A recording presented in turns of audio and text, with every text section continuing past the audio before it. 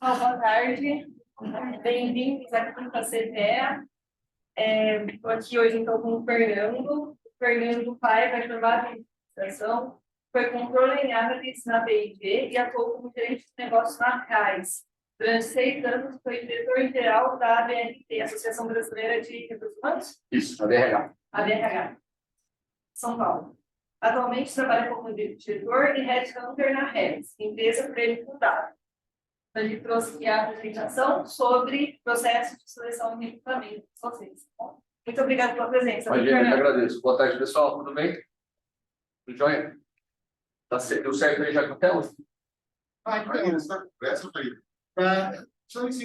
Comecei antes, verdade. Tudo certo. Poxa, desculpa aí. Quer esperar um pouquinho? Deu certo. Falta 4 minutos, Cláudio. E como tá tudo pronto, eu falei, não, deu certo. Eu que ele ia atrasar um pouquinho. Será que vale a pena esperar, você acha? Pode ser, então. Melhor. Você que manda, você que manda. Eu que fui apressada. Mas a apresentação já está feita, hein? Pronto. Já está certo, já entrou aí. A gente espera mais 2 minutos. 3 minutinhos? Não, tá ótimo. Vou esperar mais um pouquinho, então.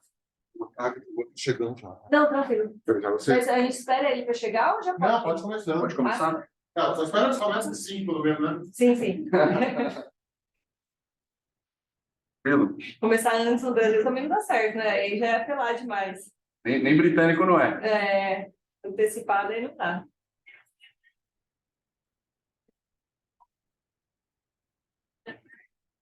Começou hoje, semana? Começou hoje? Foi hoje, né? Dia. Ah, que Sim. legal. Tem hoje e amanhã, daí é das 5 até 6h30. Ah, que legal. Mas... Pô, vou fazer umas fotos como se você estivesse se apresentando já. Na foto ninguém vai saber, né? Se você tá falando. Olhando desse lado, vai achar que tá tudo certo, né? Só não vou olhar para você assim para não parecer. Mais ou menos.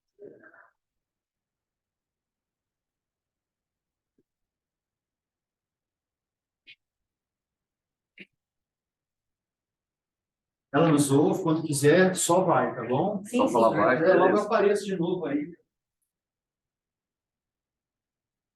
Então, Maria, só para entender. Falo eu, depois passo a bola para ela. Não, daí Passo acho que pra abre você. para perguntas. Abre para pergunta. Beleza. Isso. Aí depois que fizerem as perguntas, passa para ela a palavra. Fechadíssimo. Aí no final das 3 apresentações, a gente vai ler alguns comentários, um fechamento, conclusões. Combinadíssimo.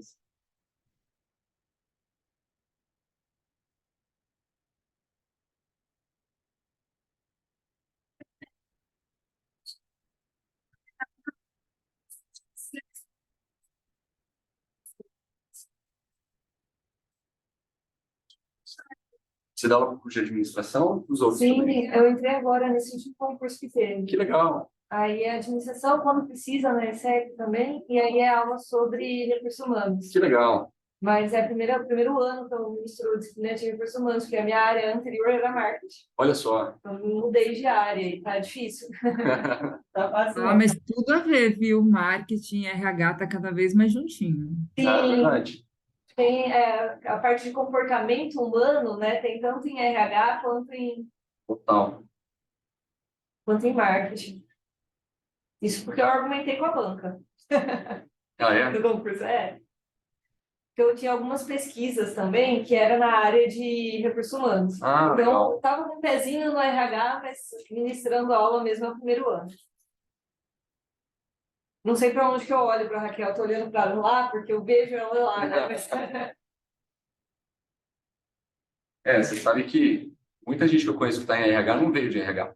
Eu, por Ah, exemplo, comecei minha carreira em finanças, não era Olha só, de recursos humanos. Ai, que bom, tá vendo? Dá certo. Mas muita gente que eu conheço fez isso.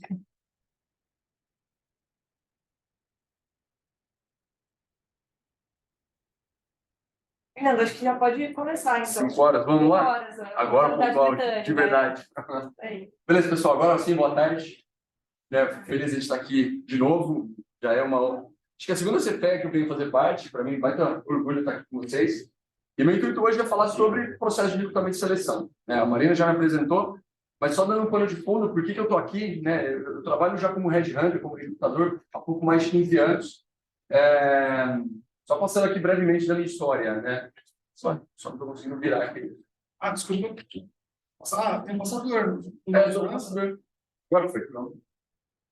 Como a Marina comentou, sou administrador de formação, comecei minha carreira em finanças, controladoria, fábrica, fui para auditoria, que foi uma baita experiência, uma baita escola, mas descobri que eu não gostava nada disso, né? E aí fiz essa virada para recursos humanos na Reis, fiz parte aí do primeiro time de recrutamento dessa empresa aqui no Brasil.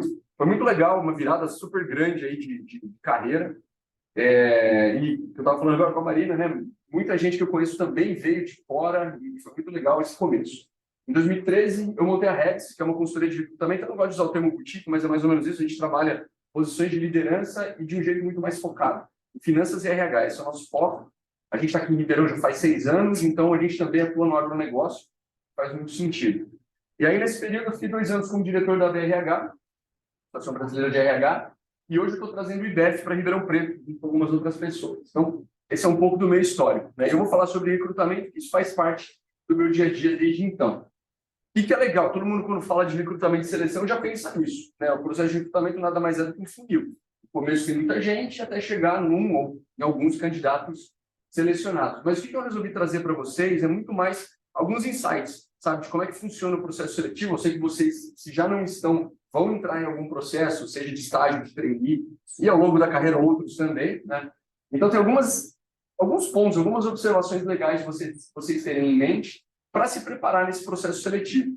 E tem algumas coisas que no processo não é visível para o recrutador, aliás, para o candidato e sim para o recrutador. Então eu quero trazer um pouco dessa bagagem minha nessa área para vocês identificarem. Mas falando do processo seletivo, basicamente são 3 grandes etapas no processo, né? E, Fernando, acho que quando você mexe aí não abre. Desculpa aí, professor. Está falando que está pausado o screen share. O palestrante distante, você está vendo a tela dele? Ellen? Eu estou. Então tá bom. Então, falando rapidamente aí do processo, né? São 3 grandes etapas. Divulgação, que é a parte que a gente chama do recrutamento, ou seja, atrair o maior número de pessoas para dentro do funil. Depois, a gente entra na etapa maior, que é da seleção. E aí que os processos vão diferir um do outro, seja um processo de estágio ou de diretoria, né? O processo de seleção, as etapas de seleção vão passar, sei lá, por uma avaliação de currículo, se é uma posição mais pesada, por teste, se é um processo de trainee, de estágio, a entrevista, que é a etapa mais importante, enfim. E aí chega na última etapa, e essa etapa que costuma não ser visível para o candidato, que a gente chama de deliberação. Basicamente, é uma mesa redonda, né, em que os tomadores de decisão vão sentar com todo mundo e avaliar, pô, gostei desse candidato, não gostei do outro. Geralmente, nessa etapa de deliberação, nunca chega um único candidato. Normalmente são 2, 3, às vezes 4, não muito mais do que isso. E é justamente isso o motivo que faz o processo ficar demorado. Sabe? Porque muitas vezes a gente chega na etapa de seleção, gostou de um candidato, quero mais um. Né? A empresa geralmente quer 2 ou 3 para fazer essa comparação, essa deliberação. Isso muitas vezes faz o processo ficar um pouco mais moroso. Só que um ponto muito importante, e aqui é uma observação legal para vocês terem com vocês. Ninguém contrata porque é legal contratar. Sabe, o processo seletivo ele só existe porque tem um problema. Isso é um ponto central, eu quero que vocês tenham isso em mente depois. Se tiver uma coisa só dessa minha palestra para vocês, é isso. O processo seletivo só existe porque a empresa precisa resolver algum problema. E aí, esse é o ponto de partida de qualquer posição. Depois disso, as pessoas, né, os tomadores de decisão, acabam se reunindo para ver como que vão resolver esse problema. E lembra que eu vou fazer uma observação aqui, vou abrir um parênteses depois. Depois que é decidido fazer essa resolução do problema através do processo seletivo, é definido o perfil da posição. Isso é o ponto mais importante de um processo. É meio que um checklist daquilo que precisa ter na posição, seja aí do ponto de vista comportamental, técnico, enfim. Mas esse vai ser o documento assim, central do processo. Isso vai ser base para a divulgação. Muita gente, inclusive, fala, Fernando, isso tem a ver com o perfil da vaga. Calma lá, não é bem assim. O perfil da vaga é uma coisa, um documento, sabe? Que muitas vezes a gente demora horas para poder elaborar junto com o RH, junto com o dono da posição. A divulgação, não. A divulgação é um anúncio, é uma forma de fazer o processo ficar atrativo. Então, muitas vezes, ele, obviamente, vai ter os elementos importantes, não todos, mas vai ter algumas informações para fazer esse funil ser enchido, vamos dizer assim. O próximo passo, obviamente, vai passando por tudo isso dentro do funil, normal. Terminou essa deliberação, o processo não está finalizado. Tem uma parte também muito importante que fica do ponto de vista da empresa só, que é a hora de fazer a proposta.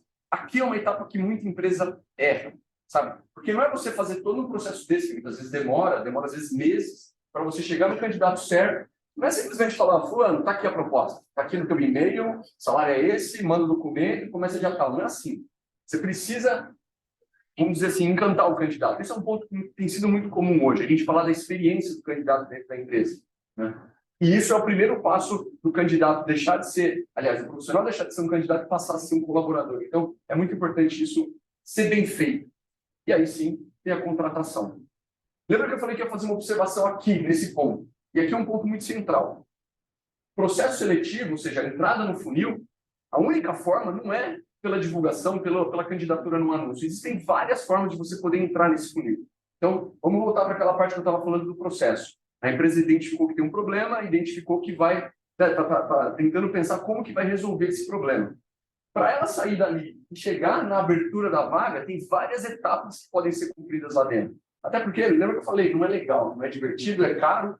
Né? Às vezes fazer uma contratação externa pode dar errado.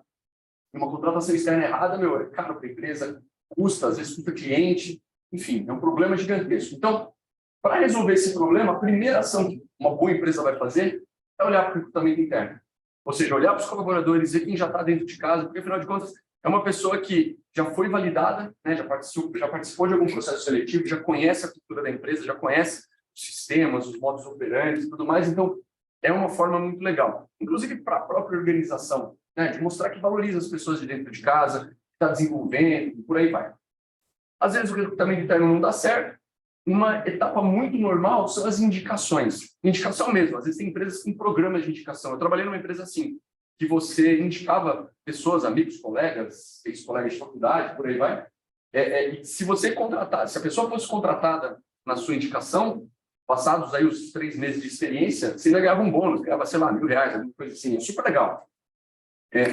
Ou então, indicações mesmo informais, né? Tem muito isso. Que não quer dizer favorecimento, tá, pessoal? Até o outro ponto tem muito a ver com isso, o networking. Né? Networking aí falando da autogestão. Muito normal quando tem uma vaga, por exemplo, na área de finanças. O diretor de finanças chega para o diretor de vendas. Cara, e aí, você conhece um profissional com esse perfil? Já trabalhou com alguém assim?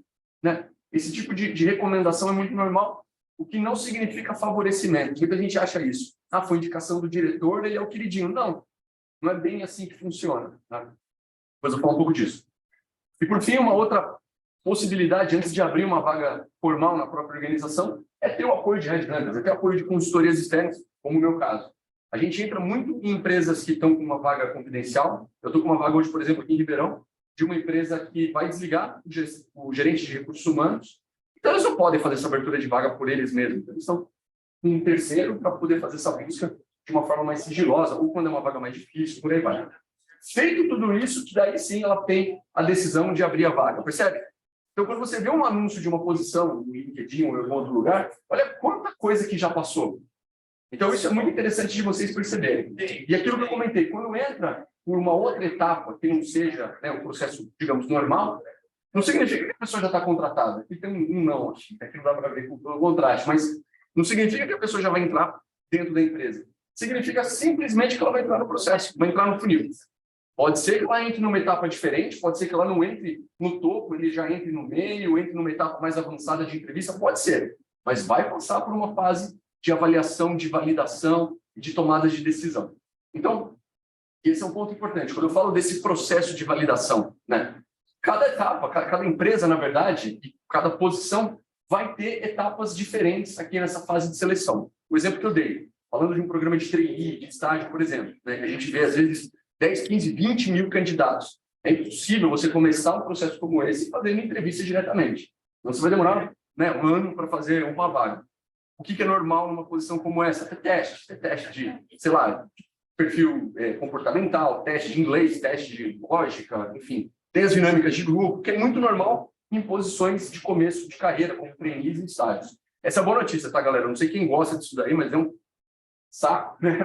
Participar de dinâmicas de grupo. Pode ficar tranquilo, depois vocês passam dessa primeira fase, não vai ter mais, garanto para vocês. Mas o que é interessante vocês entenderem, na hora mais importante, que são as entrevistas, vocês não vão ser entrevistados por uma única pessoa. Lógico, salvo uma grande exceção, vai que você vai ser entrevistado por uma empresa de dono. Tirando esse caso, se você estiver numa empresa tradicional, vocês vão passar por vários tomadores de decisão. Eu costumo dividir em 5 grupos, né? Esse primeiro aqui não apareceu todo, que é o Talent Acquisition, que é o recrutador, a área de recrutamento e seleção. Eu sempre começo pela área de recrutamento, não sendo o principal tomador de decisão, mas é o primeiro contato que vocês vão ter dentro da empresa. É geralmente quem organiza o processo, é quem marca as entrevistas. Geralmente, as pessoas de recrutamento e seleção estão no início de carreira dentro de uma área de RH, não sempre, mas as pessoas de recrutamento geralmente estão num nível hierárquico menor, porque é uma função que dá um baita de um trabalho. Você está o tempo todo entrevistando, recebendo currículos, avaliando. Então, é normal que um profissional esteja ainda num nível mais inicial dentro da hierarquia. Esse é um contato. O segundo é uma pessoa acima de recursos humanos, que eu quero dizer como superior. Não necessariamente um gerente, um diretor, mas alguém que esteja acima da área de recrutamento e seleção. Muito normal a gente ter nas empresas aquilo que a gente chama do business partner, que é alguém de RH que cuida de uma determinada área. Ou, de repente, superior ser um gerente de recrutamento e seleção. Normal. O gerente de recrutamento e seleção não está envolvido no processo, mas vai entrar no segundo momento para poder fazer uma validação, uma avaliação.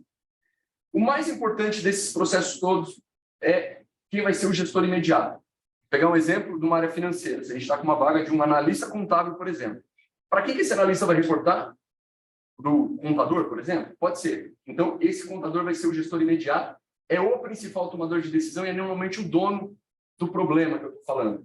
Então, essa pessoa vai ser um dos principais decisores, uma das principais pessoas que vai bater o martelo para ver se esse candidato vai ser escolhido ou não. E depois dele, tem 2 outros que eu chamo de influenciadores. Um é o chefe do chefe, ou seja, o superior do gestor, que vai variar em cada caso. Então, nesse exemplo que eu estou falando, um analista contábil, ele vai reportar para um gerente de contabilidade, para um contador. Quem é o chefe desse gerente? É o diretor financeiro? Tá bom. Esse diretor, ele normalmente participa do processo seletivo numa etapa final. Ou numa deliberação, ou numa entrevista mais final, depois que todos os primeiros foram avaliados. E tem um outro que eu costumo incluir aqui, que são esses outros influenciadores. Voltando no exemplo da contabilidade, é, por exemplo, um diretor de vendas. Tem nada a ver com a área financeira, não vai ter liderança desse profissional, mas se é uma pessoa de uma outra área que vai poder validar o perfil comportamental, que vai poder, muitas vezes, indicar um profissional dentro, ele vai fazer parte desse processo de tomada de decisão. Então, percebe? Não estou falando que vão ter necessariamente esses 5, mas são possíveis participantes de um processo de decisão. E outra, não necessariamente vai ser só um de cada grupo. Podem ter vários. Né? Eu estou num processo hoje, aqui na região, inclusive com o ex-FEA, que é esse diretor da área, e no processo deles são 6 pessoas que vão participar do processo. Um é ele, que é o gestor imediato. O segundo é o diretor de operações, nada a ver com a área. O terceiro, quarto e o quinto são diretores de outras áreas, também influenciadores. E a última, a 6ª pessoa, é a diretora-geral da empresa, é o chefe da chefe, que é o superior, a superior do diretor financeiro. Percebe? Então, são vários os tomadores de decisão. E o que eu queria dizer com isso? Né? Quando você estiver em qualquer processo seletivo, tente entender em que fase que você está. Eu conheço muita gente que, pô, Fernando, eu estou participando de um processo. Legal, em que fase você está? Mandei o currículo ontem. Calma lá, entendeu? Você está no comecinho do funil, você não vai ser contratado de um dia para o outro, ninguém é contratado de um dia para o outro. Você precisa passar por essas etapas. E o que vocês precisam ter em mente é justamente isso. Como que eu posso dar um passo? Sabe? Não precisa dar o passo final, mas dar um passo. Pô, fiz contato, né, na hora de enviar o currículo com o pessoal de recrutamento de seleção, com Talent Acquisition. Show. Quem mais eu consigo conhecer na área de recursos humanos? A tua vaga é para a área, não sei se vocês vão ser finanças ou outras áreas correlatas, mas quem é o gestor direto dessa posição? Quem é o dono da vaga que vai ter esse problema, né? Que tem esse problema hoje imediatamente? Quem são outras pessoas da área? Quem são outras pessoas da organização que vão ajudar nessa decisão? Então, isso são pontos aí muito importantes. Eu queria dizer com isso também, né? O ponto central, eu trouxe aqui algumas dicas, até para finalizar e a gente entrar na parte de perguntas e respostas. Eu condensei muita coisa, isso daí normalmente costumo falar em um dia inteiro, né? Mas, enfim. O ponto central, pessoal, no processo de recrutamento é o problema. Isso não dá para ver por causa da telinha, mas o foco do processo seletivo é o problema, é resolver o problema. Muita gente entra na entrevista querendo contar a história própria, porque quando eu comecei minha vida era assim, minha carreira é assim, legal conhecer. Mas muitas vezes o recrutador não quer ouvir isso. Ele quer ouvir como que você, com a tua experiência, consegue resolver esses problemas. E aí, por isso, tem um segundo ponto. Você precisa fazer pergunta. Você precisa entender o que está acontecendo, precisa ter clareza de qual que é esse problema. Muitas vezes você já vai ter essa clareza no próprio anúncio da posição. Se vocês estiverem, por exemplo, se candidatando para uma vaga de estágio, o problema, né, o motivo de uma empresa contratar um estágio, muitas vezes é claro. Eles querem alguém que não tem uma experiência ainda formada, está em fase de aprendizado, está em estudo e quer aprender. Pô, beleza. Esse é um problema interessante. Alguém que tenha facilidade de aprender e que seja proativo e que tenha outras características. Mas isso é importante no momento de uma entrevista, você questionar. Muita gente não pergunta isso. Muita gente, inclusive, não faz pergunta dentro de uma entrevista. E esse é o maior erro que existe. Outra coisa importante, quando vocês forem questionados e fizerem alguma pergunta e tudo mais, nunca respondam de uma maneira muito direta. Traz exemplo. Então, por exemplo, se alguém te falar, pô, fulano, Fernando, como é que você é lidando com equipes? Ao invés de falar que você é uma pessoa que sabe lidar com equipes, que fica aquela resposta super clichê, traz um exemplo que você teve que lidar com uma equipe, por exemplo, um trabalho, por exemplo, um projeto, uma situação na empresa júnior ou uma situação na atlética, sei lá. Algum exemplo prático que você teve na graduação e mostra como é que foi essa situação e mostra como que vocês resolveram. Isso é uma boa resposta dentro de uma entrevista, uma situação, muito mais do que simplesmente uma resposta direta. Outra coisa importante, são várias formas de entrar no processo seletivo. Lembre sempre disso. Viu uma vaga, a única forma não é simplesmente fazer a candidatura, vai estar você e todo mundo. Eu estava com um cliente ano passado já na pandemia, e a gente estava conversando, eu conversei com o gerente de RH, um amigo, e naquele dia ele comentou que ia abrir uma vaga. Ele falou isso daí para mim, a gente tinha marcado uma reunião com todo mundo na semana seguinte, online. Aí a gente entrou na reunião na semana seguinte, todo mundo lá no tela, né, no Zoom. Aí ele falou para mim, Fernandão, lembra daquela vaga que eu falei que ia abrir na quinta-feira? Sei lá, isso era terça, não deu nem uma semana. Ele me mostrou o print lá do LinkedIn, 2.500 e poucas candidaturas. Eu falei, cara, né, legal, parabéns, vocês têm uma marca muito forte, realmente uma empresa super atrativa, mas podem ter certeza que o candidato que eles acabaram escolhendo não necessariamente veio da candidatura, porque tinham candidatos internos, porque tinham pessoas que foram indicadas por outros executivos, porque tinham pessoas que eles foram fazer um hunting, super normal. Né? Eu quero trazer o fulano do concorrente, o cara não está nem procurando emprego, nem currículo não tem, mas o cara vai lá e bate na porta e faz essa abordagem, então esse tipo de coisa é muito normal. E por fim, vocês não podem depender de um único contato. Dei o exemplo dos 5 participantes da tomada de decisão, e isso é muito interessante de vocês terem em mente. Na hora de vocês participarem de um processo normal, além de vocês esperarem que o processo flua naturalmente, façam vocês os contatos. O LinkedIn está aí como a maior ferramenta possível, sabe, para você fazer networking, para vocês trabalharem a marca pessoal de vocês. Eu sei que vocês ainda estão numa fase de graduação, mas se vocês puderem colocar em mente o que vocês podem fazer de diferente, vocês já estão numa baita faculdade, isso já é um excelente ponto de partida. Eu já falo para vocês, vão ter empresas que vão bater na porta de vocês só por conta disso. Mas mais do que isso, o que vocês podem fazer de adicional? Sabe? Participar de uma monitoria, sei lá, empresa júnior, como eu dei de exemplo, Grêmio é interessante também, diretor acadêmico, não sei como é que vocês chamam aqui, mas o que vocês puderem fazer de adicional, sabe, que vai diferenciar você entre os outros, sei lá, 50, 100 da turma de vocês, já vai ser um ponto importante. E vocês fazerem esse contato direto, quem são esses tomadores de decisão, vai por mim. E outra coisa, muita empresa está precisando contratar, que empresa que não tem problema? Sabe, o que eu quero dizer com problema? Às vezes está precisando aumentar a rentabilidade, diminuir custo, melhorar a eficiência, enfim, tem várias coisas. Vou desligar uma pessoa que não está indo bem, ou melhor, vamos promover uma pessoa que está indo bem para caramba e precisa entrar alguém no lugar. Então, o que vocês podem fazer para entrar no radar dessas empresas, dessas pessoas? Então, isso é um ponto legal de vocês terem em mente e não depender somente da entrada do funil tradicional. Vocês podem muito bem abordar essas pessoas, construírem relacionamentos, procurar essas indicações e fazer o negócio evoluir. Eu sei que muitos ex-FEA, muitos antigos alunos hoje já estão em posições estratégicas, pode ser uma desculpa interessante, sabe, de abordar e trocar ideias e falar, cara, o que você me recomenda? Queria bater um papo contigo. Pode ter certeza que isso vai dar retorno. E o LinkedIn é uma ferramenta legal para isso. Bom, queria deixar meus contatos aqui com vocês. Como é que muda aqui? Opa!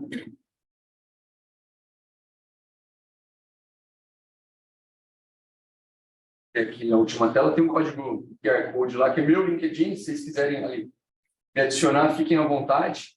E estou à disposição para tirar dúvida, pessoal. Fiquem agora a bola do lado de vocês aí. Perguntas são super bem-vindas. Antes de entrar, a Raquel. Isso. Dúvidas, pessoal? Em relação Como você vai distinguir quando que você vai fazer o processo de seleção interno e processo externo? Porque às vezes você consegue identificar algumas características que você precisa em alguns clientes internos, mas não todas. Então, e como fazer isso também de uma forma que os membros da equipe também não se sintam injustiçados, né, dentro disso, fazer de informação. Boa pergunta, velho, porque é muito difícil mesmo tomar essa decisão. O que muita empresa faz é sempre entrar no processo de recrutamento interno. Sabe? Vai ter uma vaga, vai ter uma promoção, vai ter uma demanda, vamos olhar para o time, e aí entra a tua segunda parte da pergunta, né? Como é que você não vai fazer de uma forma que não pareça uma injustiça, uma preferência para um, não para outro e tal. É fazer isso com muita transparência, sabe? Normalmente esses processos internos são divulgados abertamente, são colocados dentro de uma intranet ou de alguma outra forma de comunicação. Quem tem interesse se candidata, e muitas vezes a própria equipe de recursos humanos fala que determinado profissional está sendo avaliado, né? E aí entra num processo, digamos, tradicional. Vão ser avaliados, vão ser ponderados os elementos e tudo mais.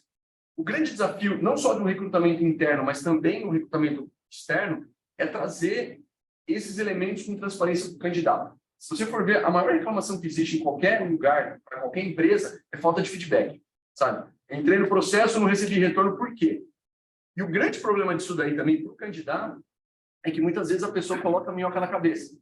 Inventa desculpa e que na verdade não é assim. Eu não passei porque meu currículo é ruim, porque meu inglês é ruim, porque eu sou muito gordo, porque sou muito magro, porque sou homem, porque sou mulher. Nada a ver, entendeu? E muitas vezes isso prejudica o próprio profissional no desenvolvimento dele. Então, como que a empresa vai fazer isso? Esse é o grande desafio que as empresas estão passando nesse momento. Mas precisa sim ter essa transparência. Fulano, você foi promovido porque você tem essa característica. Fulano, você não foi porque falta desenvolver esse ponto. Uma vez você desenvolvendo, você vai estar qualificado para participar desse processo no futuro. É esse tipo de transparência que é importante. Mas quando existe essa virada, né, que o colaborador era colega e se torna chefe, é o maior desafio que tem nas organizações, entendeu? Inclusive, é um ponto que eu sempre questiono para os executivos. Como que foi essa primeira virada de gestão?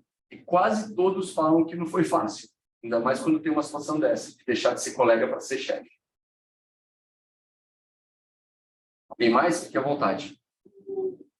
Olha, Thiago, a empresa está buscando externo e acabado duas situações diferentes. Ela utilizar o interno, começar lá o processo interno, começar o externo, no final de tudo, pessoas podem falar uma vaga de características diferentes. E pode acontecer, isso acontece inclusive muito, é o tal do recrutamento misto.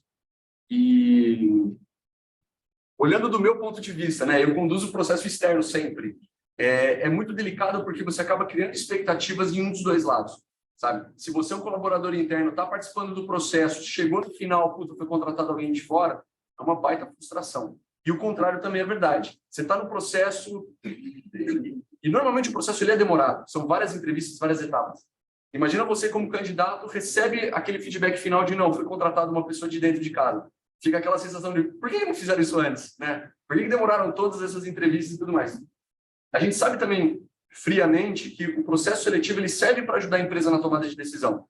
Então, o que você está falando é super normal mesmo. Às vezes, ele tem o candidato dentro de casa, mas é são dois. Precisa de mais comparações para ter aquela última etapa da deliberação. É super normal mesmo. Não vou dizer que seja positivo ou negativo, é uma estratégia. A empresa pode seguir com ela ou seguir com um ou outro separado. Depende da pressa. Exato. Alguém mais? Fique à vontade, gente. Geralmente, eu acho que você poderia fazer. Como o recrutador pode fazer não? Olha, eu vou ser bem sincero com você, a parte de dinâmica não é minha especialidade. As posições que a gente trabalha normalmente são já de liderança. As dinâmicas que eu fiz foram na época de empresa júnior, né? E a gente foi muito atrás de literatura para entender como que a gente estruturava da melhor forma. Lembra naquela parte do funil, que antes do funil a gente tinha o descritivo da posição? Naquele descritivo da posição a gente lista todas as principais competências. Isso não só na dinâmica, mas nas entrevistas também. Quando a gente identifica as competências que estão sendo medidas, a gente cria formas de avaliar essa competência, seja através de perguntas ou seja através de algum exercício da dinâmica que vai evidenciar esse comportamento, vai evidenciar essa competência. Você como recrutador, né, pelo que eu entendi, a tua pergunta está muito nesse lado.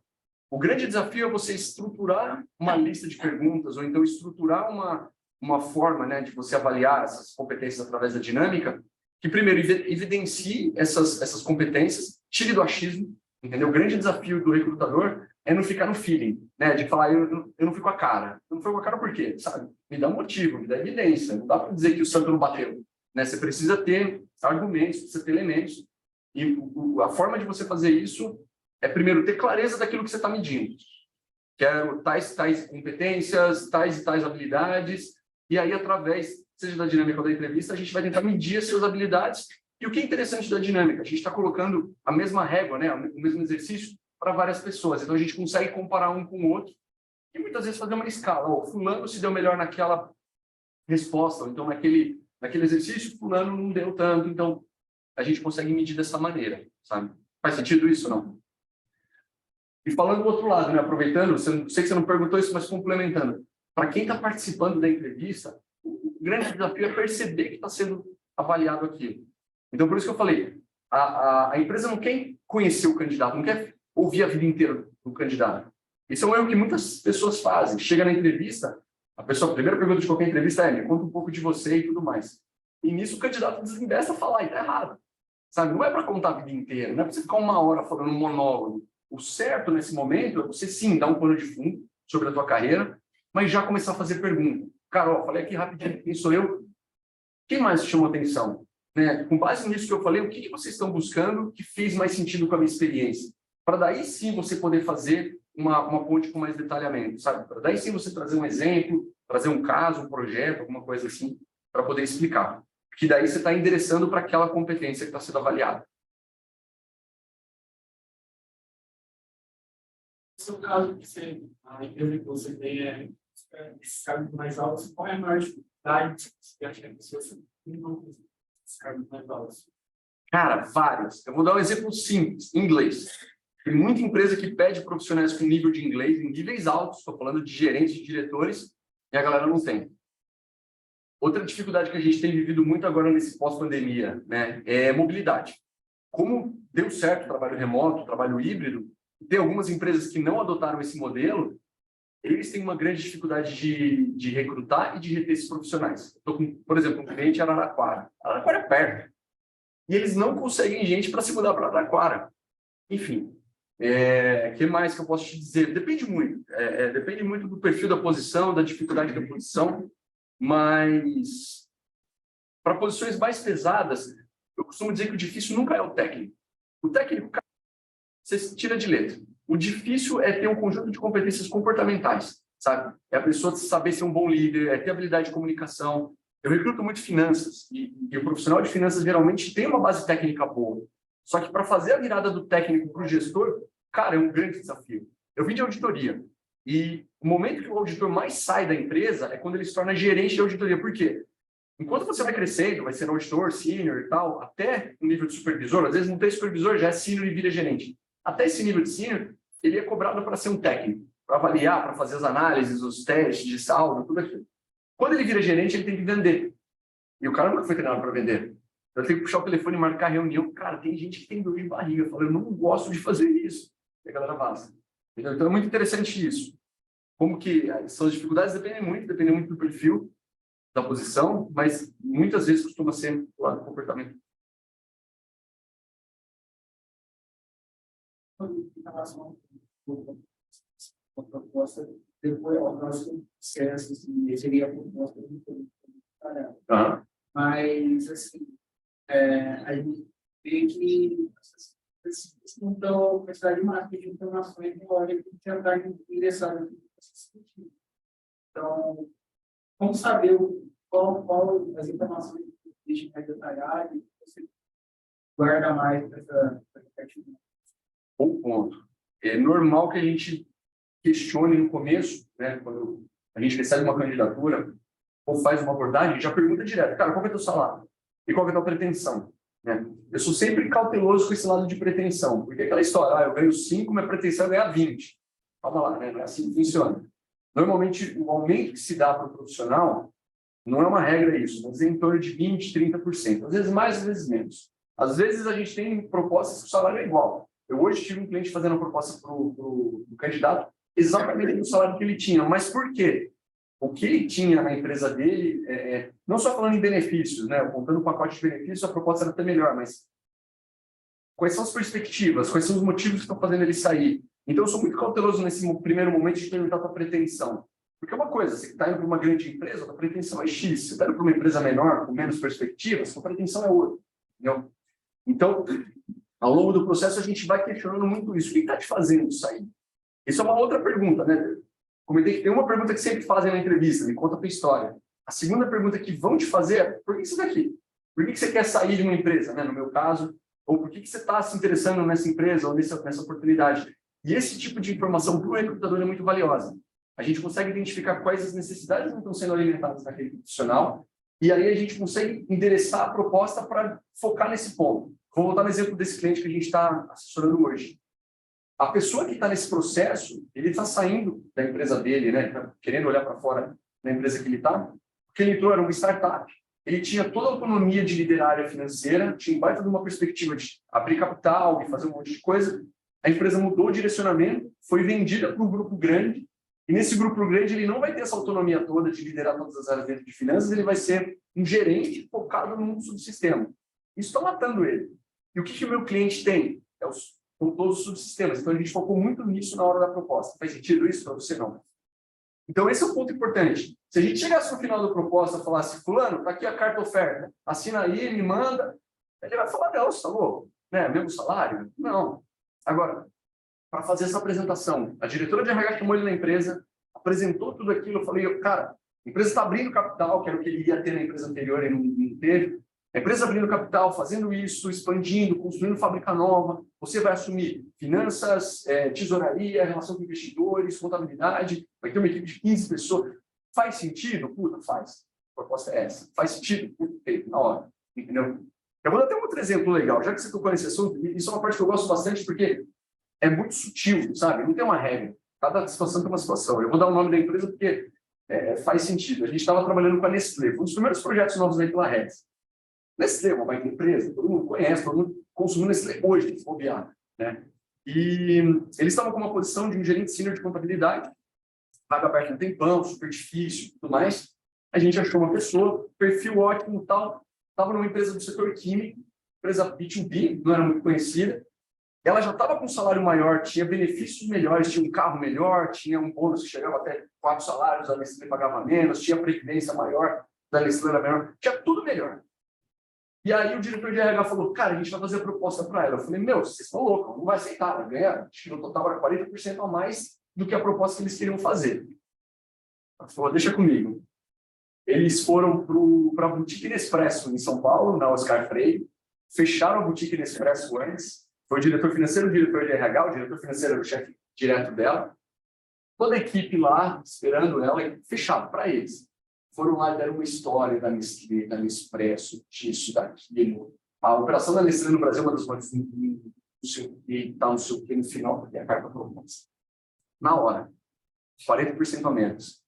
Por quê? Eles identificaram ao longo do processo, Nestlé é filha da mãe? Não, não é isso. Mas eles identificaram ao longo do processo o que ela estava querendo sair. Ela estava numa empresa química e faz sei lá o quê, B2B, chata pra caramba. Ela ia trabalhar na Nestlé. Você entendeu? Para ela isso era importante. Para outras pessoas, o cara, velho, você tá louco, me dá aqui meu dinheiro, entendeu? Dane-se que eu vou ser Nestlé, Nespresso, sei lá, me dá os 40% a mais. Mas para ela fez sentido. Ela assinou, ela está até hoje, está 9 anos na empresa e está feliz da vida. Então, essa habilidade do recrutador é muito sutil de perceber. Pô, eu vou oferecer o quê para a pessoa? Tem gente que eu tenho que botar dinheiro na mesa e acabou. Tem gente que eu tenho que levar na boutique Nespresso. Tem gente que sabe. Isso varia muito. Por isso que essa etapa da preparação da oferta é tão importante. Faz sentido ou não? Tem mais gente? Fiquem à vontade de perguntar. Senão eu vou ficar falando aí, vai bananar tudo. Como é que a gente está de horário? Não, tranquilo ainda. Então tá.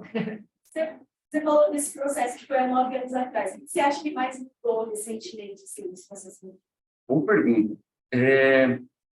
Vou ser bem sincero com você, o processo seletivo ele é muito travado, sabe? Quando a gente fala de inovação no processo seletivo, nem é tanto no processo, mas é na forma da comunicação com o candidato.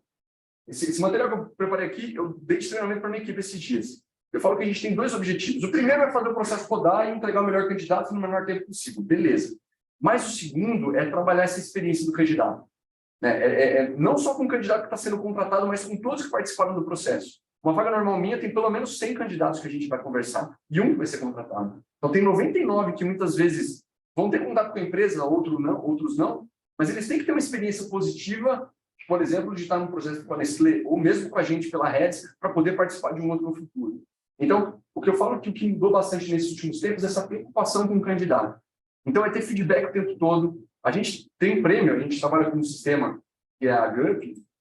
A gente é reconhecido, é uma das poucas empresas que é reconhecida por dar feedback. Olha que coisa básica.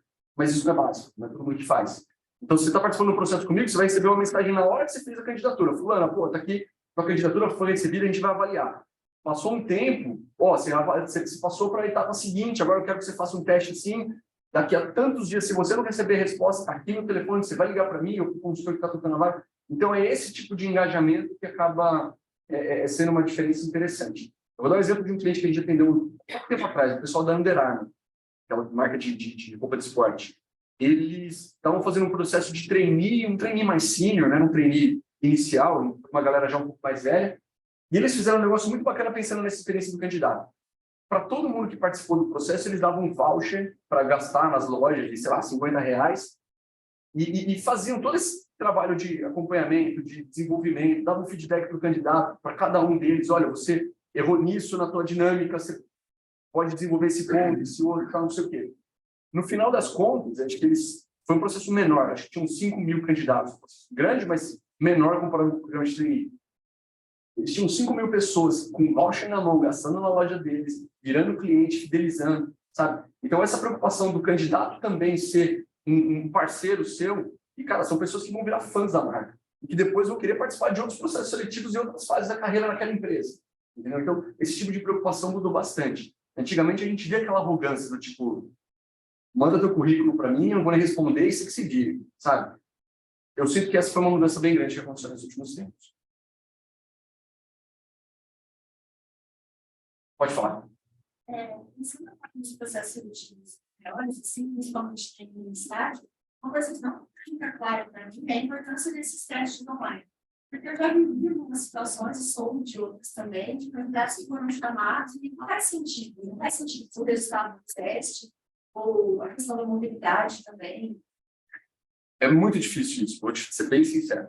Eu conheço exemplos de pessoas que fizeram teste juntos, que moravam no mesmo lugar, né?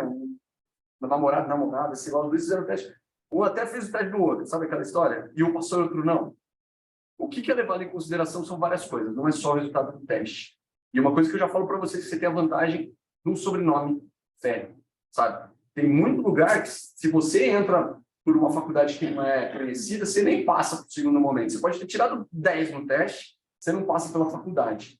Às vezes você não vai passar pela questão do inglês. Você não vai passar, às vezes, pela questão da mobilidade. Pô, vai ver que o DDD é diferente, a base é São Paulo, eles querem alguém da região de São Paulo, o DDD é de Minas. Está fora.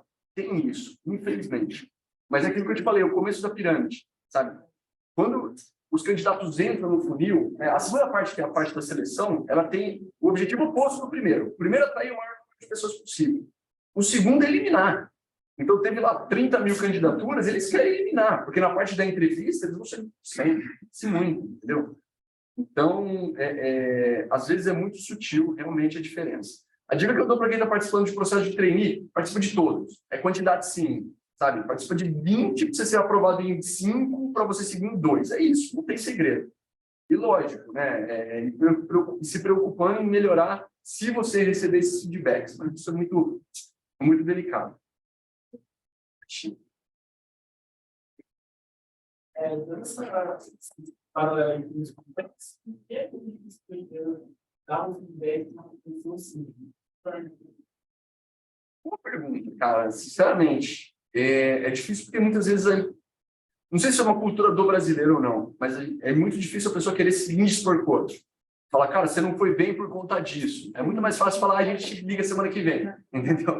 Ou então, se der certo, você vai receber um e-mail e você não recebe. É mais fácil fazer dessa forma do que endereçar os pontos de desenvolvimento.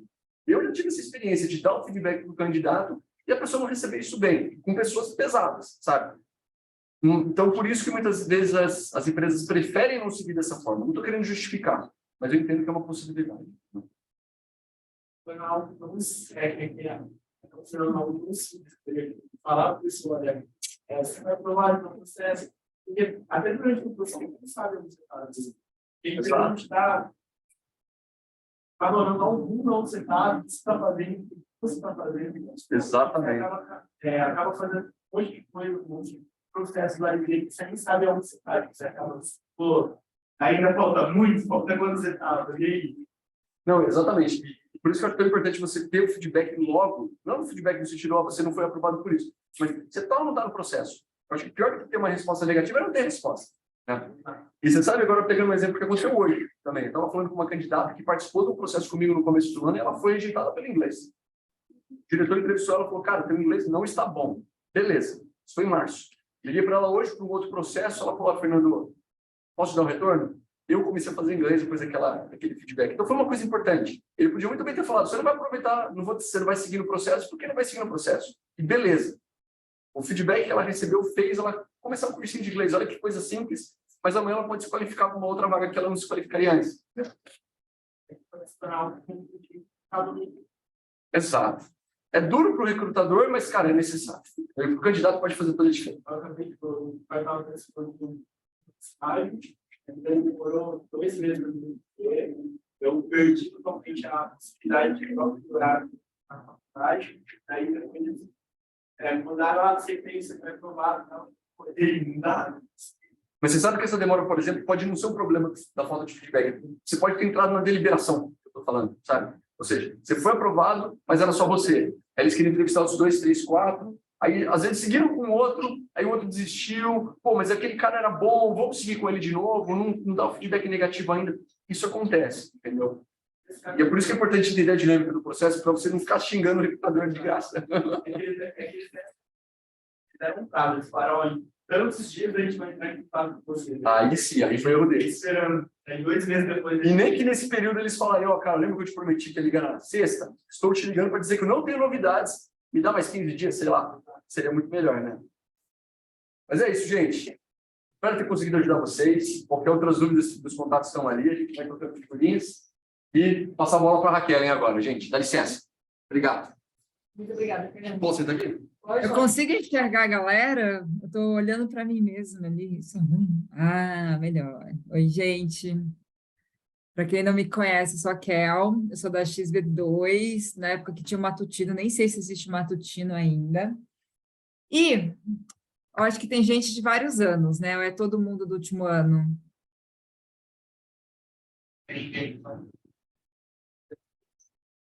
Tudão?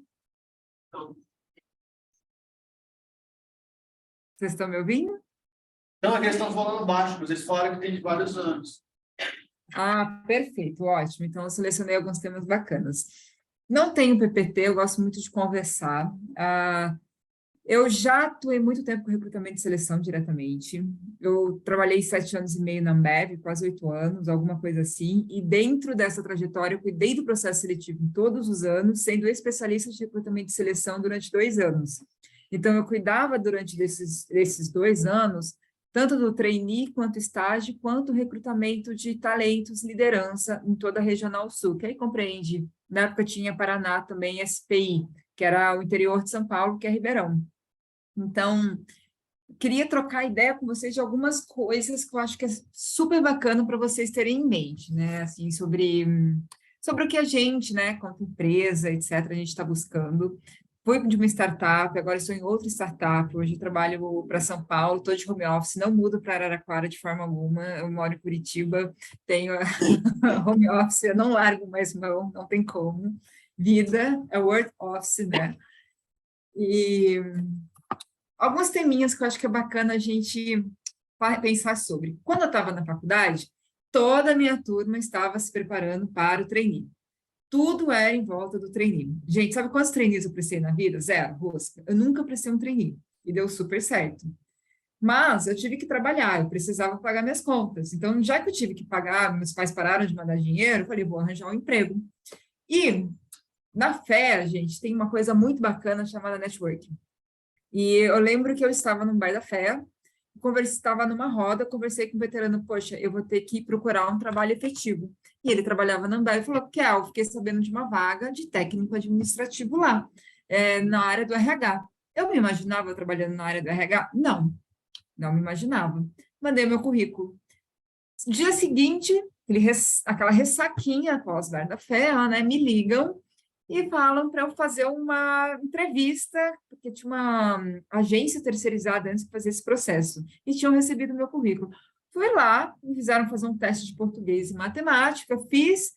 No dia seguinte, me chamaram para uma entrevista e deu super certo, e entrei como técnica administrativa. Tipo, é menos que o estagiário isso. Mas eu entrei. E aí que eu entrei numa organização, falei, poxa, vou me dedicar. E eu me dediquei. Durante meus 7 anos e meio, quase 8, fui promovida pelo menos todos os anos. Teve anos que eu fui promovida mais de uma vez, e deu super certo. Eu consegui construir uma carreira sólida.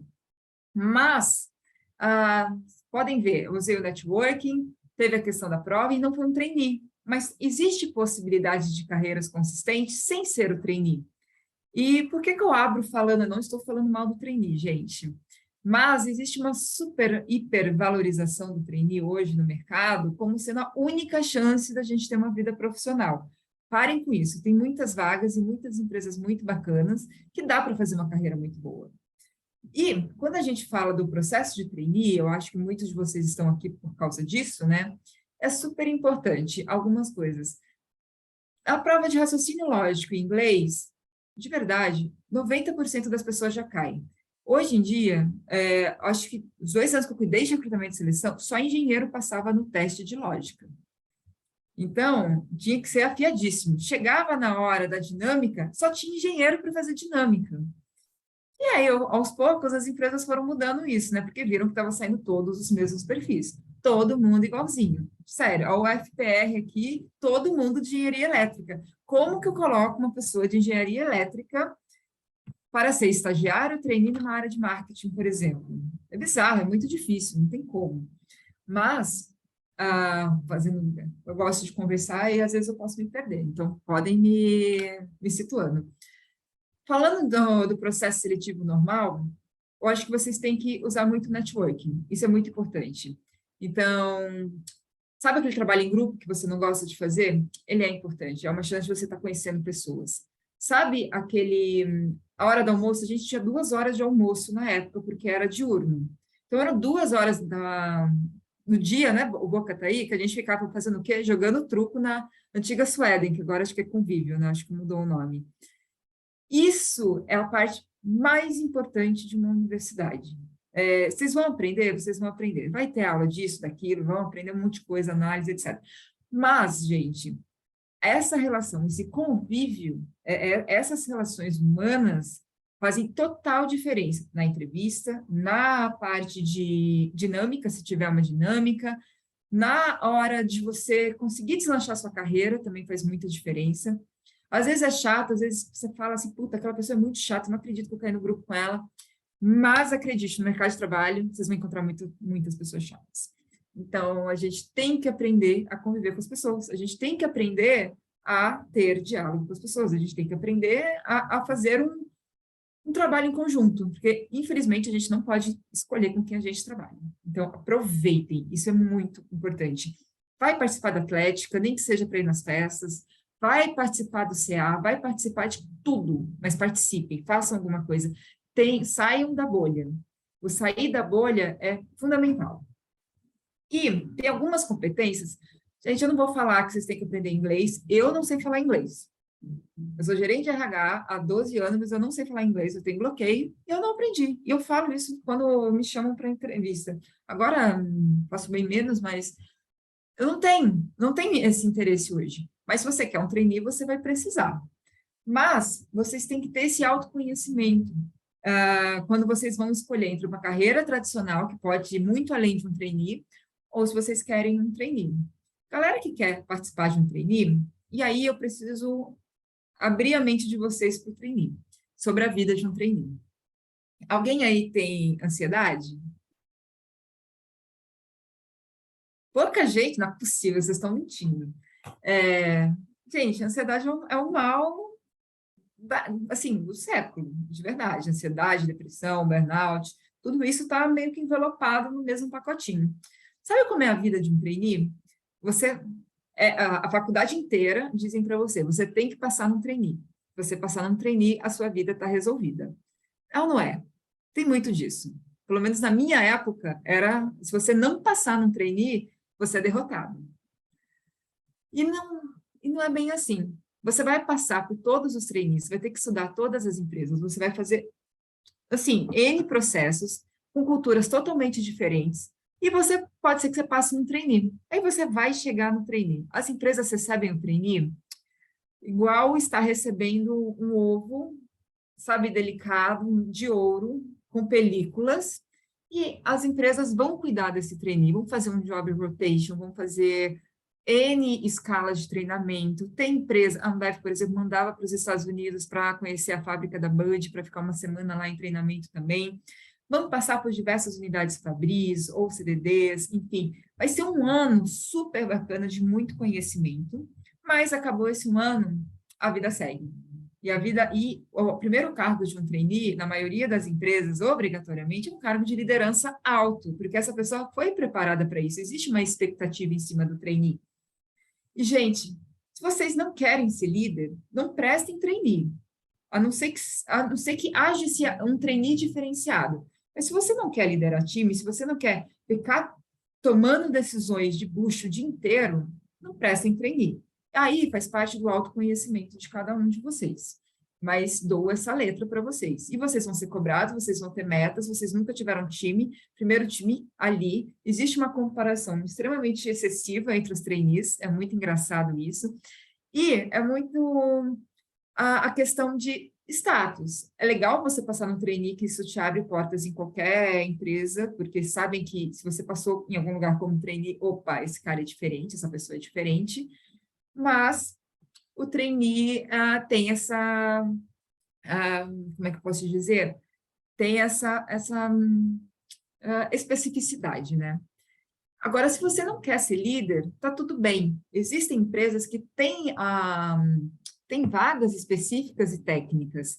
Se você quer ser um auditor fiscal, perfeito. Talvez não seja um trainee, talvez seja entrar como técnico, ganhar experiência num escritório de contabilidade para ter bagagem, ter conhecimento e passar em processos legais nas empresas onde vocês querem. E tudo começa antes do quarto ano, do último ano. Então, começa agora, começa desde que vocês pisam na universidade. E eu fiz uma listinha de coisas que a gente precisa começar a falar. Gente, se vocês quiserem fazer perguntas enquanto isso, para não deixar para o final, a gente vai debatendo. Eu trouxe vários tópicos, assim, eu falo muito. Não? Então, tá bom.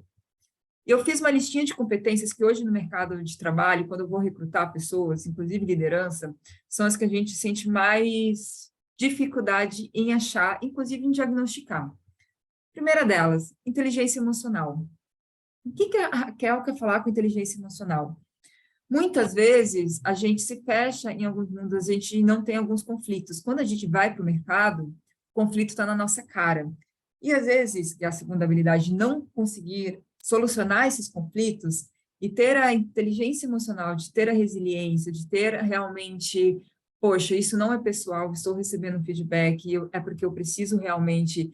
A gente fala muito que o recrutador, que as pessoas não dão feedback, mas também tem muita gente que não aceita feedback. E isso entra na casinha de inteligência emocional. Entra também da questão do autoconhecimento dentro de inteligência emocional. Hoje fala-se muito isso dentro não do RH, das organizações. O RH são todas as áreas, no final das contas. E inteligência emocional, pessoal, é algo que vocês vão adquirir no dia a dia, tendo relacionamentos. Porque se você não fizer isso, você não vai adquirir. E aí, quando chega no mercado, é um baque muito forte mesmo. Tomada de decisão. Muita gente tem medo de errar. Todo mundo, acho que a maioria das pessoas, tem várias pesquisas da Exame, inclusive, que falam que 40% das pessoas acham que se errar vão ser desligadas. E, na verdade, quando a gente está falando de futuros líderes, pessoas que vão entrar, vão se desenvolver, enfim, nas organizações, a gente gosta muito das pessoas que erram, porque geralmente são essas pessoas que mais arriscam, as pessoas que tentam. E a gente fala, não erre 2 vezes a mesma coisa, erre diferente, continue errando o resto da sua vida. A pessoa sempre vai ter muitos acertos, mas não é um erro que atira, só que ela tem que ter inteligência emocional em lidar com as suas frustrações e em lidar com errar, porque às vezes a pessoa erra e ela se sente muito mal. Análise interpretativa de dados. Eu acho que o nosso curso... Alguém falou alguma coisa? Não? Tem todos os cursos da FEA aí, né? Ou é só ADM? Não. Mara. O nosso curso nos ajuda muito a trabalhar com dados, a gerar dados, a mexer no Excel. Gente, Excel é vida. Excel abre não, resolve 50% dos problemas da pessoa, muitas vezes, e os outros 50% é se ela aprender a entender que dado ela tem que gerar e como ela vai analisar isso e transformar isso em ação. Eu acho que se a gente pegar todas as áreas de BI que existem nas empresas, 90% é burra. Porque ela gera dado, mas ela não permite tomada de decisão. Se a gente não tiver um cérebro ali para tomar decisão, esquece. Então, Excel, cada vez mais, as pessoas estão aprendendo e vai ter gente para fazer. O estagiário faz o Excel.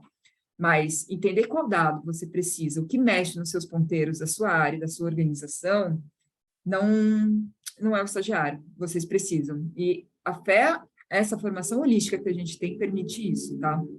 Então, toda vez que vocês forem gerar um Excel, vocês forem brincar disso, vocês têm que pensar, qual decisão eu tenho que tomar? Os dados que eu estou levantando me permitem essa tomada de decisão? Então, o que eu tenho de craque, gente maravilhosa, gerando Excéis fodidos com macro, etc e tal, mas que não permite uma tomada de decisão, é muito forte. E informações de mercado, economia, consumir conteúdo, proatividade com o desenvolvimento. Sabe aquela visão que as pessoas têm da organização, que elas vão entrar numa empresa e elas vão receber muito treinamento? E é a empresa que vai formá-las? Gente, não é a empresa mais que forma. O funcionário, cada vez mais, é o protagonista da sua carreira. Então, enquanto você está esperando alguém trazer o conhecimento, o seu colega do lado já entrou, baixou no YouTube, escutou um podcast e já está resolvendo o problema. Pensem muito nisso. E pensem a partir de agora. Não deixem chegar no mercado de trabalho. E resistência à mudança. Vocês estão entrando num mercado que muda e tem reestruturação em todas as empresas em todos os anos. Todos os dias eu recebo uma lista de empresas fazendo cortes. É horrível o cenário atual. Mas, felizmente, eu tenho poucas pessoas próximas a mim que estiveram nesse corte. Elas fizeram algo de diferente. Então, o como mudar, o como participar da mudança é muito importante. Você pode ser o detrator e como você pode ser o promotor da mudança. E as pessoas, que numa hora de mudança, acreditem, a empresa não vai ficar com aquela pessoa que vai ficar empatando a mudança. A empresa vai ficar com a pessoa que vai ajudar a fazer acontecer a mudança. Tenho isso muito em mente. E trouxe mais uma coisinha muito importante, quem são os seus colegas? Tanto na faculdade quanto na vida corporativa. Não estou falando para escolher, mas vocês precisam entender que tem as pessoas que te levam para baixo e tem as pessoas que te levam para cima. E isso é muito, muito comum numa organização como é na sala de aula. Tem aquele colega que você leva nas costas e tem aquele colega que está contigo. Né? Todo mundo tem um coleguinha aí que você já teve que fazer coisas para ele, certo? Isso, acho que algumas coisas não mudam.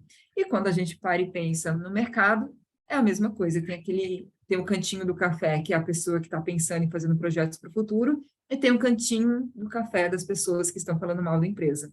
E tudo bem você não gostar da empresa, mas a única pessoa que pode resolver os seus problemas dentro da empresa é o seu gestor. Então, acho que são algumas dicas que eu acompanho aí no mercado há uns 12 anos já na área do RH, que eu acho que valeria muito a pena compartilhar com vocês. Agora, queria saber de vocês. Vocês querem... eu vi que vocês fizeram perguntas de dinâmica, muitos estão realmente prestando trainees. Quais são os pontos mais sensíveis para vocês que vocês querem explorar para a gente debater aqui? Eu sou muito transparente, gente. E se eu soltar palavrão, não liguem, tá? E aí, pessoal, dúvidas? Eu falei muito, né? Falei muita coisa muito rápido. Desculpa. Não, imagina que isso. Eu tenho uma dúvida, Kellen. Está me vendo aqui? Tô te vendo. Bom, você é minha veterana, eu sou formada na turma 19. Olha, a gente estudou juntos, então, provavelmente. Sim, agora eu entrei aqui no último concurso da FE, estou dando aula de administração de recursos humanos. Mas como eu estava contando com eles, é a minha primeira vez que eu dou aula, né, de administração de recursos humanos, porque anteriormente estava na área de marketing, né? Então, meu mestrado, doutorado foi tudo na área de marketing. E fiz essa mudança aí de trajetória de carreira, porque tinha algumas pesquisas com a professora Caldana. Você teve aula com ela também? Tive aula com a Caldana. Ela participou da minha banca de TCC e o meu orientador é o China Chique. Ah, que legal. Então, tinha algumas pesquisas na área de RH e daí teve o concurso, era específico para a área de RH, eu prestei e acabei fazendo essa mudança aí de trajetória. E aí, mas enfim, isso eu estou falando só para contextualizar, mas você estava comentando sobre que o profissional não precisa querer entrar no trainee, né? Pensando neles aqui, nos alunos mesmo, eles não precisam ter só essa visão de, eu tenho que ser trainee e tal, e o trainee é mais ligado a cargos de liderança, certo? E aí, a outra possibilidade seria, então, ir para a área de cargos técnicos e virar um especialista. Seria isso. Ou pode ser um especialista. A maioria acho que das grandes empresas, todas elas já têm uma chance de carreira em Y, o que quer dizer que a pessoa pode crescer tanto quanto gestor, quanto como especialista. A Squid, por exemplo, tem essa possibilidade. Agora, você não ser trainee não significa que você não possa ser um líder, gente. Muito pelo contrário. Talvez você chegue muito mais bem preparado para ser um líder. Talvez não. Mas, assim, depende muito do processo de cada empresa. Era, assim, em relação ao salário, com a sua experiência, assim, não sei, por exemplo, pensando na carreira em Y, exatamente isso. Quem está na liderança, ele vai ter um salário maior do que um especialista? A gente tem alguns pontos que vale a pena discutir nisso. Quando você está na cargo de liderança, eu, por exemplo, hoje eu tenho 8 sub-áreas abaixo de mim. Eu tenho treinamento e desenvolvimento, eu tenho recrutamento e seleção, impacto social, Sales Enablement é comigo, tenho departamento pessoal, nem lembro mais quais são, mas eu lembro que são 8 analistas, uma cuidando de cada coisa, muita coisa. Porém, eu, como gerente, eu consigo administrar essas 8 coisas. Um especialista, provavelmente, ele vai aprofundar em uma única coisa. Então, bem ou mal, a política de cargos e salários, ela é sempre definida de acordo com o custo de perda daquele profissional, ou seja, como é que eu vou repor esse profissional, se eu vou repor, o valor de mercado, e tem também a questão de, poxa, qual que é o tamanho da responsabilidade dessa pessoa dentro da organização. Então, um especialista, por exemplo, os desenvolvedores são exemplos claros de especialista. Um desenvolvedor sênior ganha mais que muito gerente. Sem dúvida nenhuma. Se o cara conseguir olhar 3 pessoas, então, mais que o CEO. Mas é por quê? Certo? Oi? É difícil de substituí-lo na organização, de achar alguém que vai saber fazer o que ele faz. Tem o custo de rampagem, né, da pessoa, quanto tempo ela vai demorar.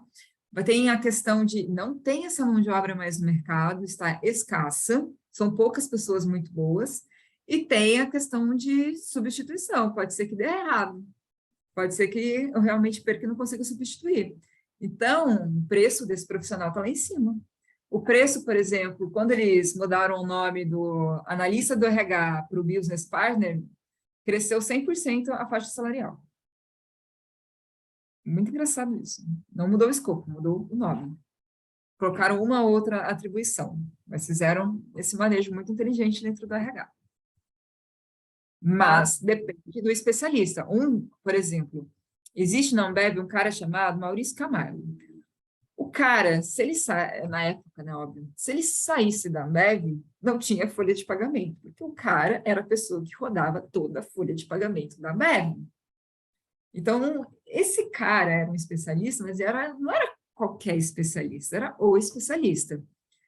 O foda de você ser especialista é que você tem que ser a pessoa. Você tem que ser muito bom, tecnicamente, para você estar sempre ali. Agora, o gerente tem mais opções e ele consegue abrigar mais responsabilidades dentro da sua casinha. Por isso que ainda tem essa questão de, por exemplo, um especialista não ganhar o mesmo que o gerente. Entendi. Acho que tem uma Mas tendência de felicidade, pessoas gente, acabarem, não fica. tipo, brilhando os olhos para a liderança, né? Nessa parte de questão de liderar mesmo, de ter Não uma é fácil liderar. Erra-se muito para conseguir aprender, e tá tudo certo. Mas, gente, uma coisa que aprendam desde agora, felicidade não se compra. Mas você pode ser gerente, você pode ser um CEO de uma empresa. Se você não estiver feliz com o que você está fazendo, não adianta nada, porque você vai ser provavelmente um profissional frustrado, o teu time vai perceber isso e automaticamente começa a entrar naquela zona cinzenta. Não é legal. Façam o que faz vocês felizes. coisa. Gente, podem perguntar sobre tudo, fiquem à vontade. Mais dúvidas? Bom, Raquel, eu acho que eu vou passar. Nossa, eu tô chateada. Ele teve mais perguntas, mas tudo bem. Então tá bom. Agora, Otávio? Eu acho que eu vou passar a palavra para o Otávio, então, até por causa do tempo, que a gente encerra às 6h30. Mas pode ficar por aí, às vezes a gente faz um debate final aí com uma conclusão, tá bom? E, bom, Otávio, você quer colocar os slides? Aqui acho que eu vou chamar o pessoal da TI, então, esse. Você tá aberto? Eu acho que estamos na outra chave. É essa a seleção? O Fernando está aí, mas só pode ir para lá. Ah, não, deixa eu ver.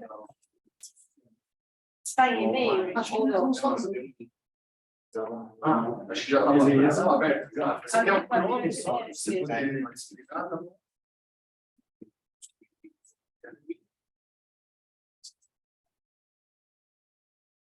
Vocês precisam criticar? Não, é só um.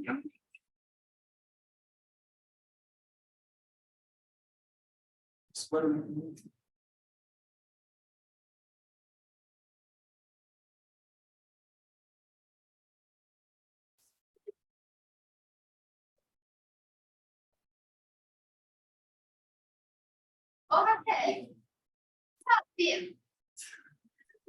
Eu não pergunto,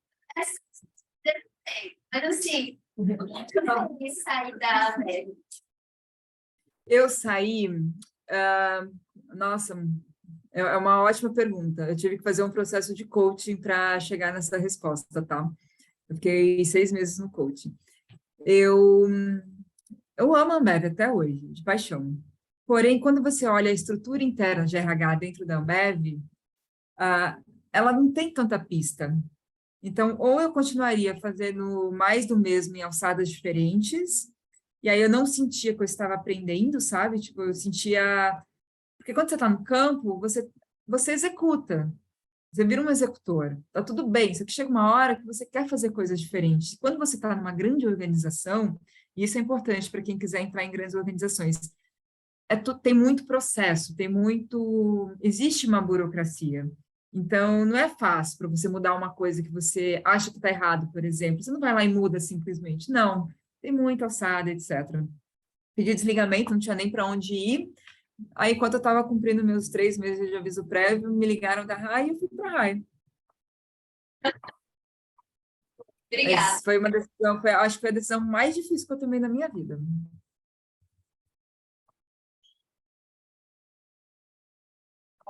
Alguém tem mais alguma dúvida?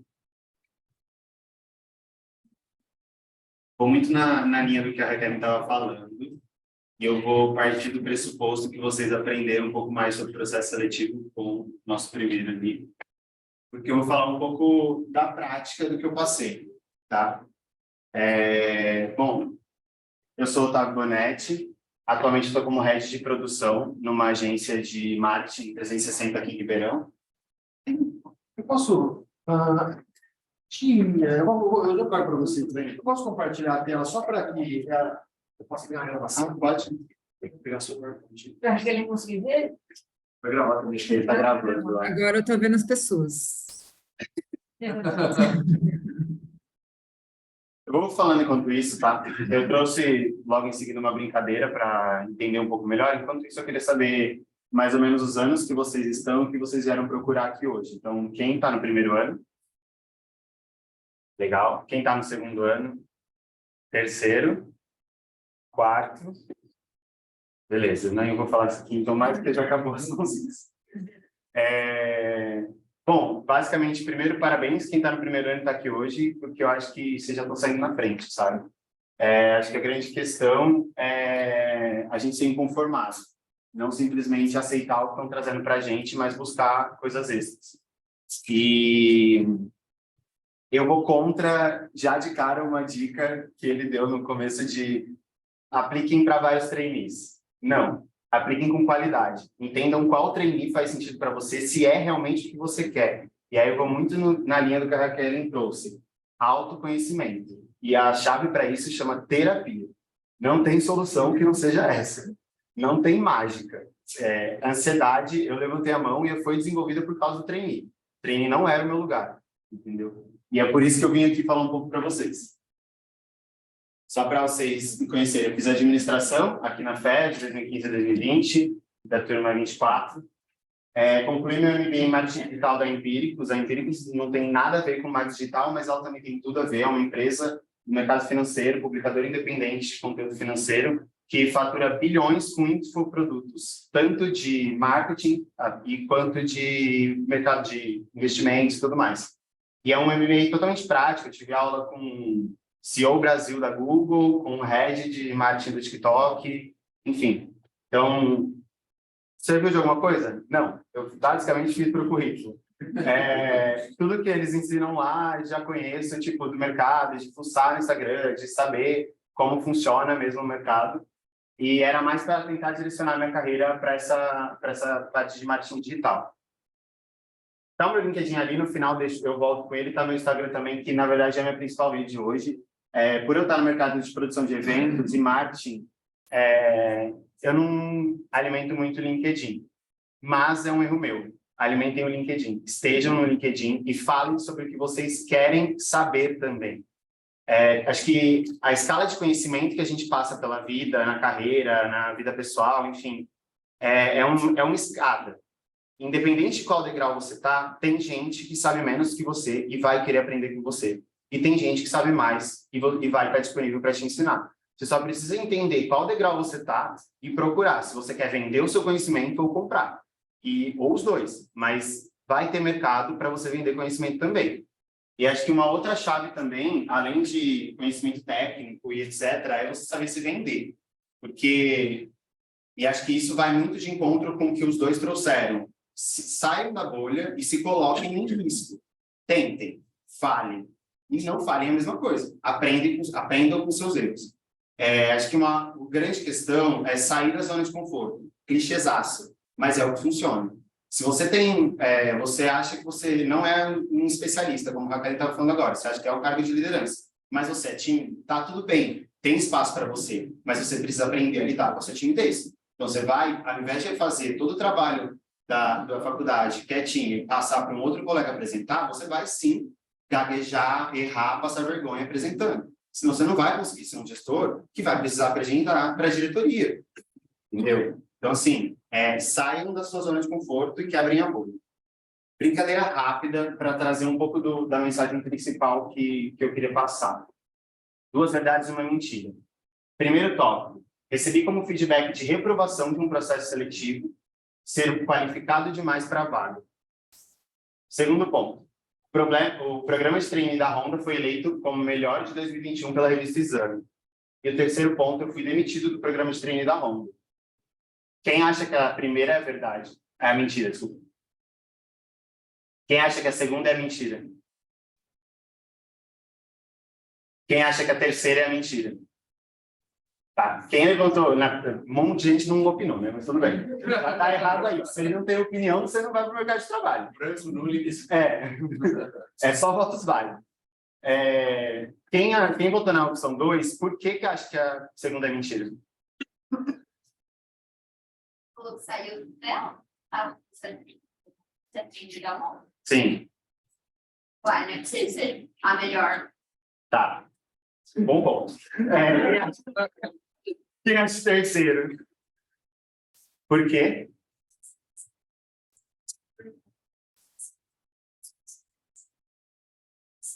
Perfeito. Realmente a segunda é a mentira. Não sei se existe algum ranking da exame para trainee. Se fosse, a Honda seria o pior, com certeza. Minha opinião é o que mais vale aqui nesse momento.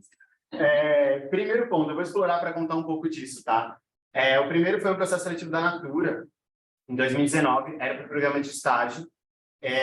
Basicamente, eu fui até o final do programa, era muita coisa online, e aí era um dia inteiro presencial, na parte da manhã, dinâmica em grupo, apresentação pessoal. Passava a hora do almoço, eles mandavam quem não tinha passado embora, e ficava à tarde só para as entrevistas. Eu fui o candidato que mais passei por entrevista, tinham 7 vagas abertas, eu fui entrevistado para 4. A minha vaga principal, que eu estava de olho, era de marketing de ativação. Tem ligação com o evento, né, para ativar o produto nos eventos. E era de estágio. O feedback que eu recebi você é totalmente da cultura da Natura, a gente adoraria ter você aqui, mas você é total eventos e bom demais para a vaga. Essa vaga para contar estoque, preencher planilha. E, historicamente, ninguém nunca é efetivado. A gente não vai tirar você de uma efetivação, porque eu estava justamente passando para ser efetivado na onde eu estava. Por quê? Eu talvez ali não tivesse uma malícia nessa entrevista de ter liberado esse tipo de informação, de que eu estava sempre para efetivar. Isso é uma das coisas. E eles não me deram o poder de escolha de tipo, putz, eu quero a vaga mesmo sabendo que ela é operacional, porque eles pensaram, essa pessoa vai se desmotivar, vai sair e tudo mais. Entendo eles. Mas não é legal. O que você faz com um feedback desse para melhorar, para conseguir uma vaga, sabe? Tipo, se eu sou bom demais, então, porra, me contrata e me promove, caralho. É isso, sabe? Não faz muito sentido. Então, vocês vão se frustrar com muitos feedbacks, tanto negativos quanto positivos, que eles não são aproveitados. O terceiro a gente fala daqui a pouco. Mais uma. Eles podiam ter te vetado no começo, né? Sim, também. Exatamente. Mais uma. Primeiro, não passei do teste de lógica do Itaú. Segundo, demorei 3 meses para conseguir meu primeiro estágio. E terceiro, passei em 5 programas de estágio e 4 de treino. Quem acha que a primeira é mentira? Quem acha que a segunda é mentira? Quem acha que a terceira é mentira? Não deu tempo de pensar ainda. Tudo bem. Quem levantou que acha que a primeira é mentira foi você? Você levantou? Não, Por quê?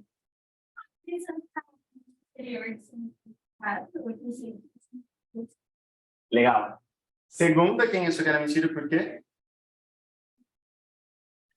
Que ela demorou 3 meses tão bom e demorou 3 meses para você. Legal. E a última, quem acha que a última é mentira, por quê? Você fala que você deveria focar em todos os problemas. Então, passou em 9 no total. Boa. Basicamente, a última é a mentira. Eu passei só no programa de treino da Honda. Não fiz tantos também. E todos os que eu fiz não foram com qualidade. E talvez por isso que eu não passei em programas que eram muito mais o meu perfil. E aí sim, a maioria, quase todos, eu não saía dos testes online. Tem uns que estão milhões de testes online. E tem uns que são, tipo, 2 testes online e você começa a ir mais para dinâmicas e mais entrevistas, tipo, cargos e subindo até a diretoria, maior diretoria da empresa e tal, para você ser aprovado. Eu realmente não passei teste de lógica do Itaú. Ele é impossível. Tá? O meu amigo que foi treinado no Itaú, ele trabalhava no Itaú, teve que fazer o teste de lógica, ele pagou alguém para fazer. Então, assim, é inútil. É um teste que, tipo, barra uma galera que poderia estar lá fazendo a maior diferença na empresa. Então, assim, não romantizem processos seletivos. A maioria deles não estão preparados para receber você. Sim, eu demorei 3 meses para conseguir meu primeiro estágio. Eu comecei a procurar, tipo, dezembro, janeiro do meu 4º ano. eu fui começar a estagiar em março, porque as vagas que iam abrindo aqui em Ribeirão, na região que eu conseguiria pegar como estágio, era tudo mais para o financeiro, meu currículo era inteiro, marketing e eventos, então eles não tinham coragem de me colocar. Era sempre vinha esse feedback, seu currículo é muito voltado para marketing e eventos, eu acho que talvez não seja seu perfil, eu acho que talvez você não vai gostar de estar nessa área financeira e tal. E aí eu consegui um estágio em marketing e eventos, e aí eu vou falar um pouquinho para vocês. Vou passar bem rápido. Aqui são atividades extracurriculares que eu fiz. Se vocês baterem o olho, vocês vão ver que eu, ao mesmo tempo, fui mais de uma entidade estudantil. Se você foca em 2017, eu era conselho fiscalizador na Júnior, eu era da equipe de eventos da Atlética, eu era diretor de eventos da bateria, eu, no meio de 2017, entrei como festas do Economia das Carteiras de 2018, e eu estava fazendo 30 créditos em cada semestre. Então, assim, não se acomodem, porque o seu curso é administração, é 20 créditos, é coxa, e você tem que beber, porque eu também ia em várias festas. Eu também chegava bêbado para fazer prova. E eu passei. E eu não peguei uma DP. Então, assim, dá. Não se comparem comigo também. Você tem que entender qual é o seu limite. Autoconhecimento. Qual é o seu perfil, o que você quer, quanto tempo você quer fazer a faculdade. Você está na faculdade pública, você não precisa formar. Não agora. Minha amigaça está no mercado, formou agora, quantos anos? 9. 9 anos de faculdade.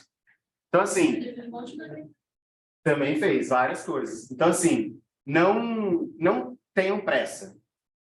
Peguem experiência. É para isso que a gente está aqui. Quando eu saí, tinha, sei lá, 13 entidades estudantis. Provavelmente deve ter aberto mais algum. Então, assim, cara, tem 1 milhão de possibilidades de você errar, testar, aprender, lidar com pessoas diferentes, porque é isso que vai fazer você crescer. Quem aqui hoje está numa entidade estudantil ou já fez parte? Pode olhar em volta. Vocês não são diferentes de ninguém, tá vendo?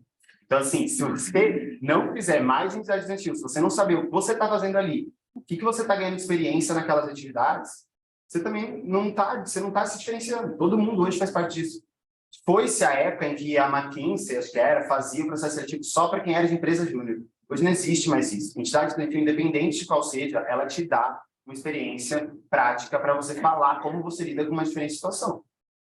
A gente tem na bateria uma pessoa que nunca foi gestão, foi só ritmista e foi trainee do Google. Ele foi? Trainee do Google. Foi trainee do Google. Então, assim, é que eu lembro dele porque ele estava na faculdade quando ele passou, enfim. Mas a gente tem N exemplos de diferentes entidades, de diferentes empresas, de diferentes cargos, de diferentes processos seletivos. Se coloque, se arrisque. Para finalizar... não, aqui é as minhas experiências, né?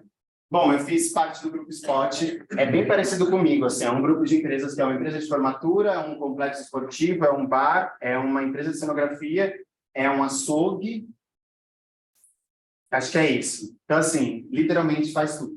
E eu coloco como cargo estagiário geral porque eu entrei para fazer marketing, eu comecei fazendo eventos, eu ajudei em financeiro, eu fiz planejamento de formaturas, fiz tudo o que precisava ser feito lá dentro. Eu era o único estagiário na época. Hoje eles têm 3 estagiários para fazer o que eu fazia.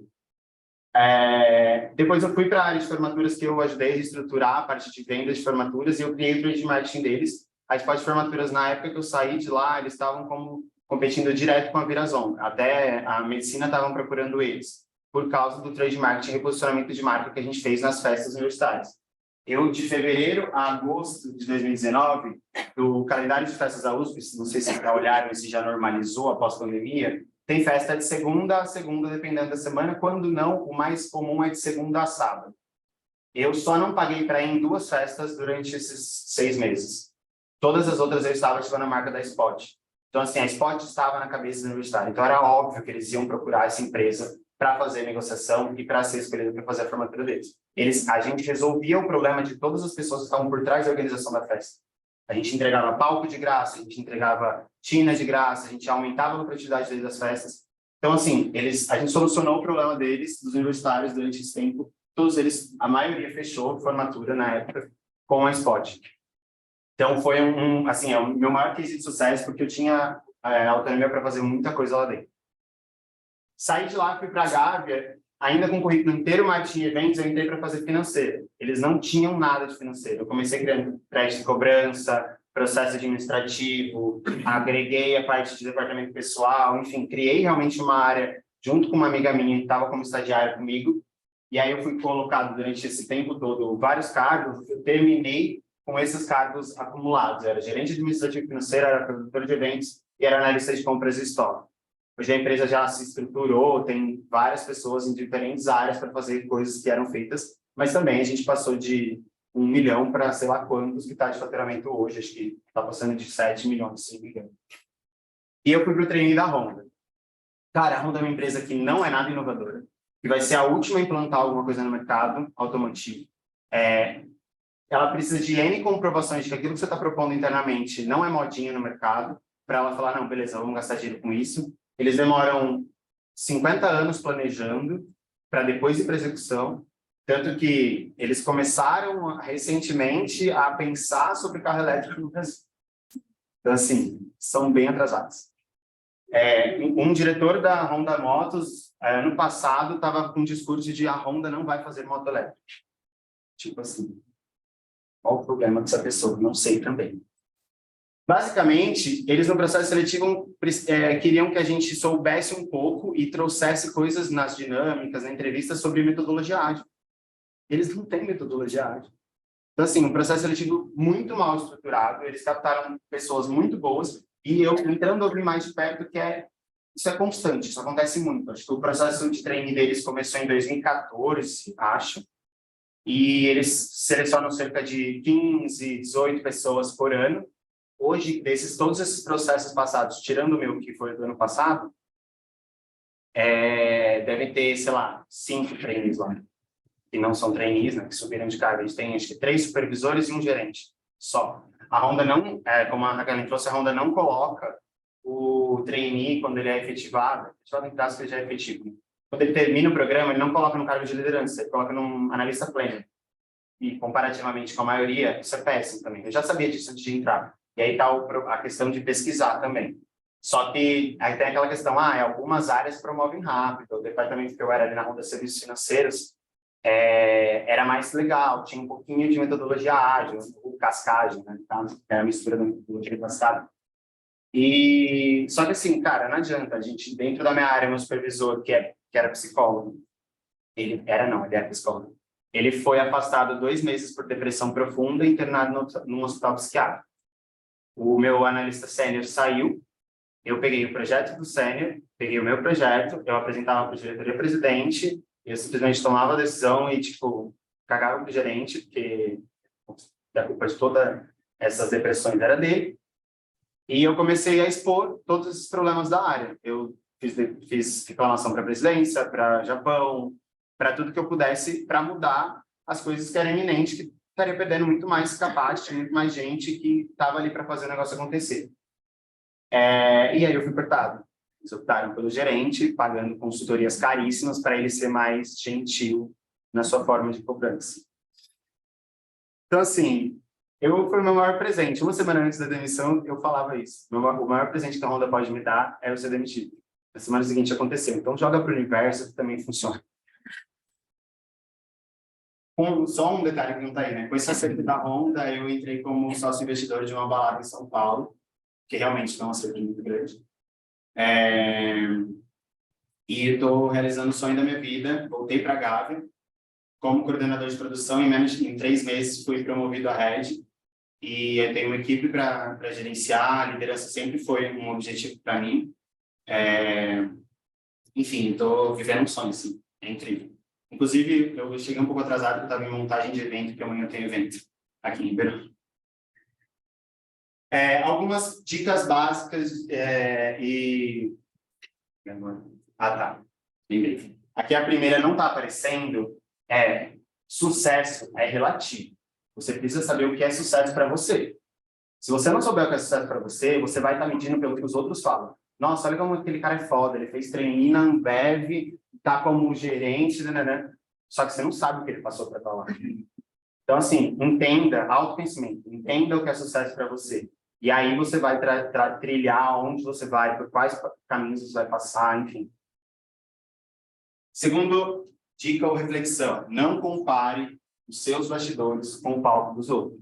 Você não sabe o que as pessoas passam para chegar onde elas chegam. Eu tenho uma amiga hoje, que ela era minha bichete aqui, ela é diretora de uma multinacional, tudo home office, não é, essa multinacional acho que nem tem sede no Brasil, ela ganha em euro, ela ganha tipo 40, 50 mil reais, depende da conversão.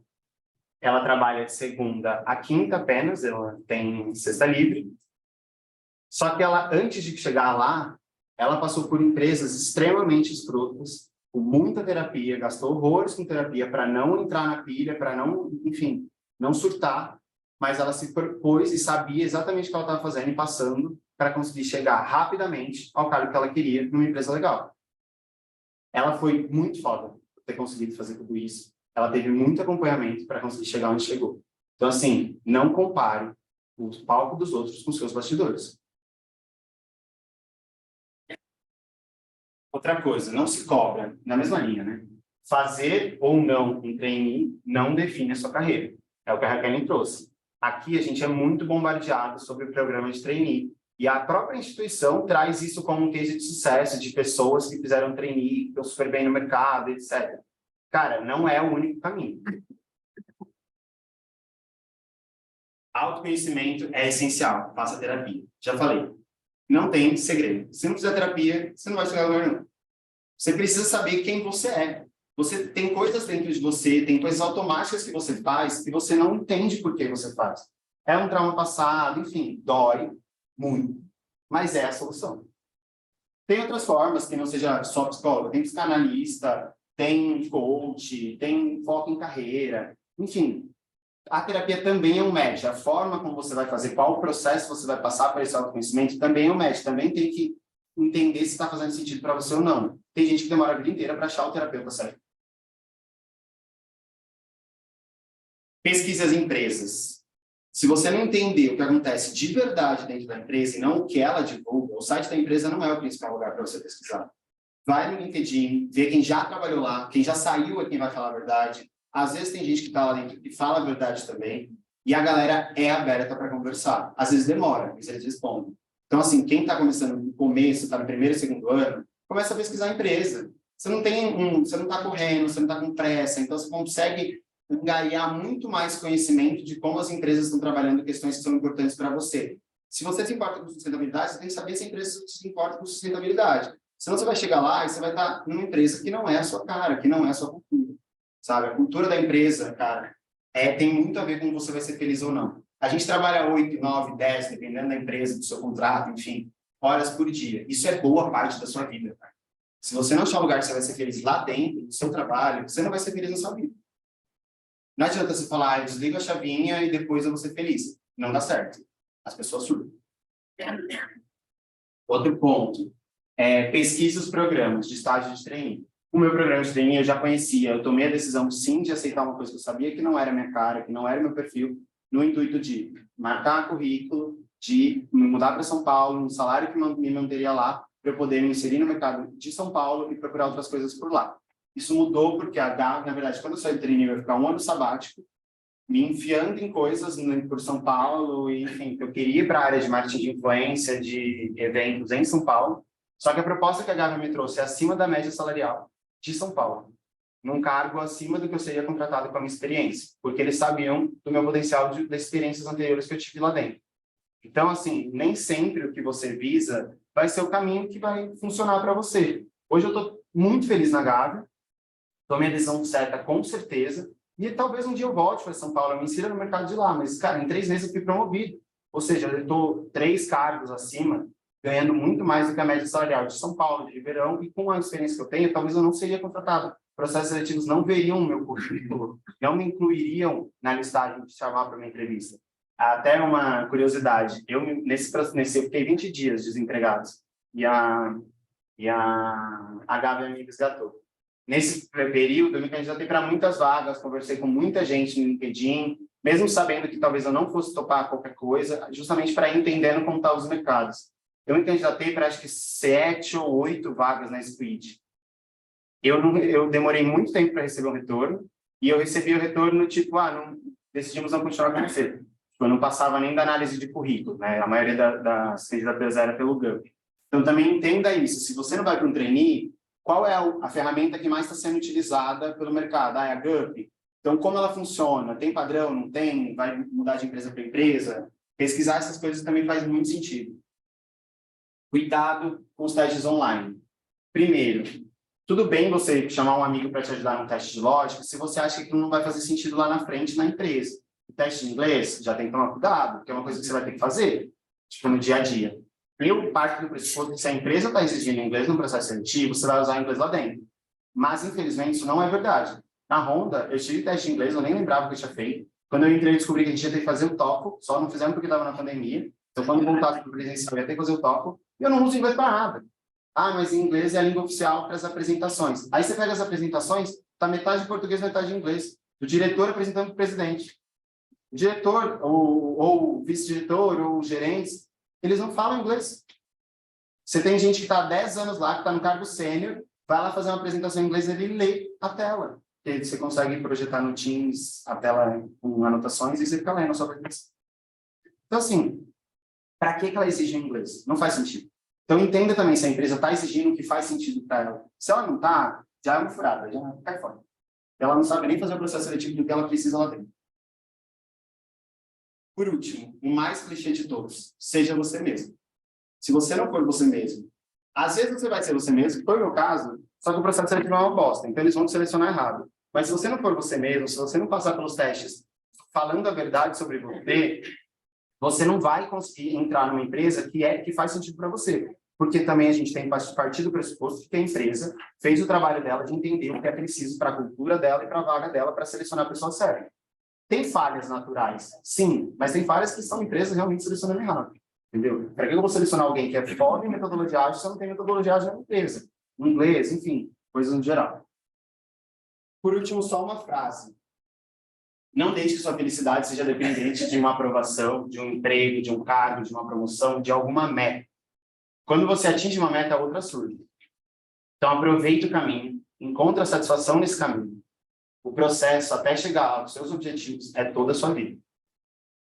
A felicidade não está em algo que você vai conquistar. A felicidade tem que estar no seu dia a dia. Seja no trabalho, seja na vida pessoal, seja no hobby, tudo. Você perde a maior parte do seu tempo, na nossa cultura brasileira, a gente perde a maior parte do seu tempo trabalhando. A gente trabalha para viver. A gente vive para trabalhar.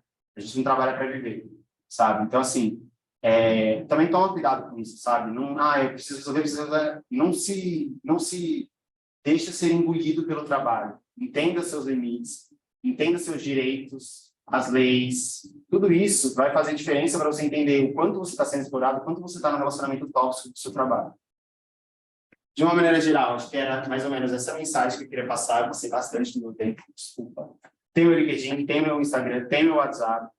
Estou disponível, gente, para conversar, dicas, não dicas, desabafo, quer falar sobre terapia, sobre festa, quais festas elas são boas. Eu estava aqui recentemente, posso falar um pouco sobre isso com todas. Então, enfim, também estou disponível agora, se vocês precisarem, sem dúvidas, enfim.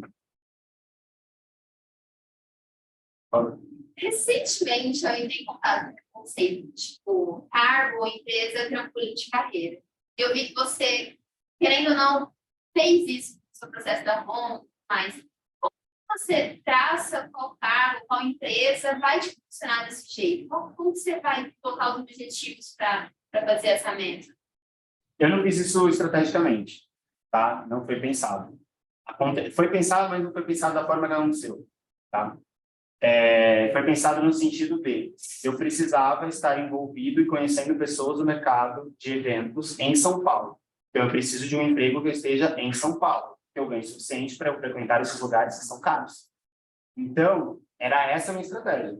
Eu vou trabalhar numa empresa que, não tem tanto a ver comigo, mas eu vou estar em São Paulo, podendo pagar para estar nas festas que eu quero estar, conhecendo as pessoas que eu preciso conhecer para fazer esse networking e talvez conseguir entrar no mercado que eu quero lá.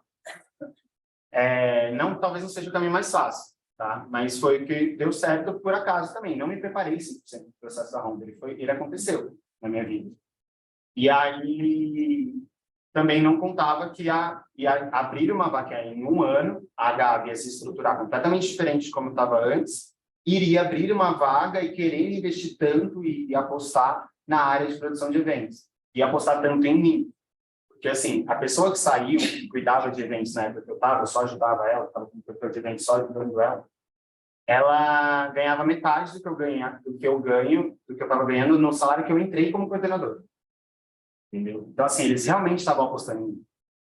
E não tinha como contar com isso, sabe? Tem coisas que acontecem. Você tem que entender, empresa trampolim, você precisa entender para o mercado que você quer, se aquela empresa tem nome, faz sentido, se os concorrentes vão lá atrás de pessoas dela, se ela realmente é destaque no mercado, sabe? Porque, tipo, beleza, eu quero segmento automotivo, talvez a Honda fizesse sentido, mas, putz, eu quero segmento automotivo, mas empresas inovadoras. Então, elas não vão estar olhando para a Honda. E tipo automotivo, por exemplo, carro. Ninguém vai estar olhando para a Honda. Não é um market share bom. A Honda não faz carro para o brasileiro. Entendeu? Então, você tem que olhar o mercado. Não sou a melhor pessoa para dar essa dica. Acho que talvez é mais com ele. Não, mas eu comentar o que ele está falando, muito nesse sentido. Você tem que entender, as dicas que ele deu foram excelentes, sabe? De ter clareza no que você quer. Esse autoconhecimento é muito importante, mas também é importante você entender o que vai te agregar lá na frente, sabe? Se é uma empresa com determinada característica, tenta desconstruir. Você quer trabalhar num negócio inovador? Pô, será que a empresa que eu estou indo, ela é inovadora? Ou que tipo de experiência que eu posso ter que vão reconhecer que eu sou uma pessoa inovadora por estar em contato com a metodologia, com essa bagagem e tudo mais. Você já tem uma baita vantagem que é o sobrenome da graduação. Isso vai abrir porta pra caramba, vai por mim, sabe? Outra coisa são esses processos seletivos. Falar que você foi trainee, e eu concordo com o que eu estava falando, sabe? E reiterando aquilo que eu comentei antes, não é que tem que prestar processo de trainee, porque se você não for trainee, você está ferrado. Não, eu não fui trainee. Aliás, passei no trainee da auditoria, aqui não é bem trainee. É meio que um trabalho escravo, mas enfim. Isso não te define como profissional bom ou não. O que é interessante num programa de trainee é o carinho. A galera vai falar assim, cara, ele foi trainee da empresa X. E existem empresas que te dão essa diferenciação. Isso é um trampolim de carreira, sabe? Eu vou falar um exemplo, não consigo falar por outros, mas eu vou falar por mim. Eu entrei no meu começo de carreira na Procter & Gamble. Uau! Quem estava lá dentro sabia que aquilo era uma... Eu saí de lá em um ano, porque eu não aguentava aquilo, sabe? Mas ninguém sabe, o que ele falou é muito verdade. Aquilo era o meu bastidor, ninguém sabia aquilo. Quem me via de fora falava, uau, ele está na maior empresa do mundo de bens de consumo. Eu queria pular do prédio, entendeu? Daí eu fui para Ernst Young. Uau! Cara, eu queria pular no prédio 2 vezes. Aquilo não fazia sentido para mim, mas foi uma baita vitrine. Quando eu fui entrevistado na Reis, a diretora na época falou para mim, sabe por que eu estou te entrevistando? Você tem Procter e Ernst no currículo. Uau! Falei, tadinha, né? Não sabe o que está falando. Mas é isso. Eu quero dizer com essa tua pergunta, trampolim de carreira, não. São marcas fortes. Começo de carreira, na minha opinião, você tem que fazer 10 estágios. Você tem que passar 6 meses em cada lugar. Não é problema. É problema você passar em 10 empresas depois. Entendeu? A gente brinca que tem a geração Y, X, Z e tal, não sei o quê. Falou que a Z é porque fica pulando de currículo em currículo, de empresa em empresa, né? O currículo fica cheio de coisa. Isso, de fato, não é positivo. Agora, no começo, vamos passar um monte de estágio em marketing, em vendas, em finanças, em logística. Isso não é problema. Pelo contrário, isso é bom. E te dá a chance de você identificar aquilo que faz sentido para você. A Raquel está com a mão, acho que ela quer comentar. Acho que tem vários pontos muito bacanas para reforçar a questão de cultura. Todas as empresas asiáticas, em geral, eles têm uma forma de trabalho que é muito diferente do que hoje a geração atual brasileira está buscando.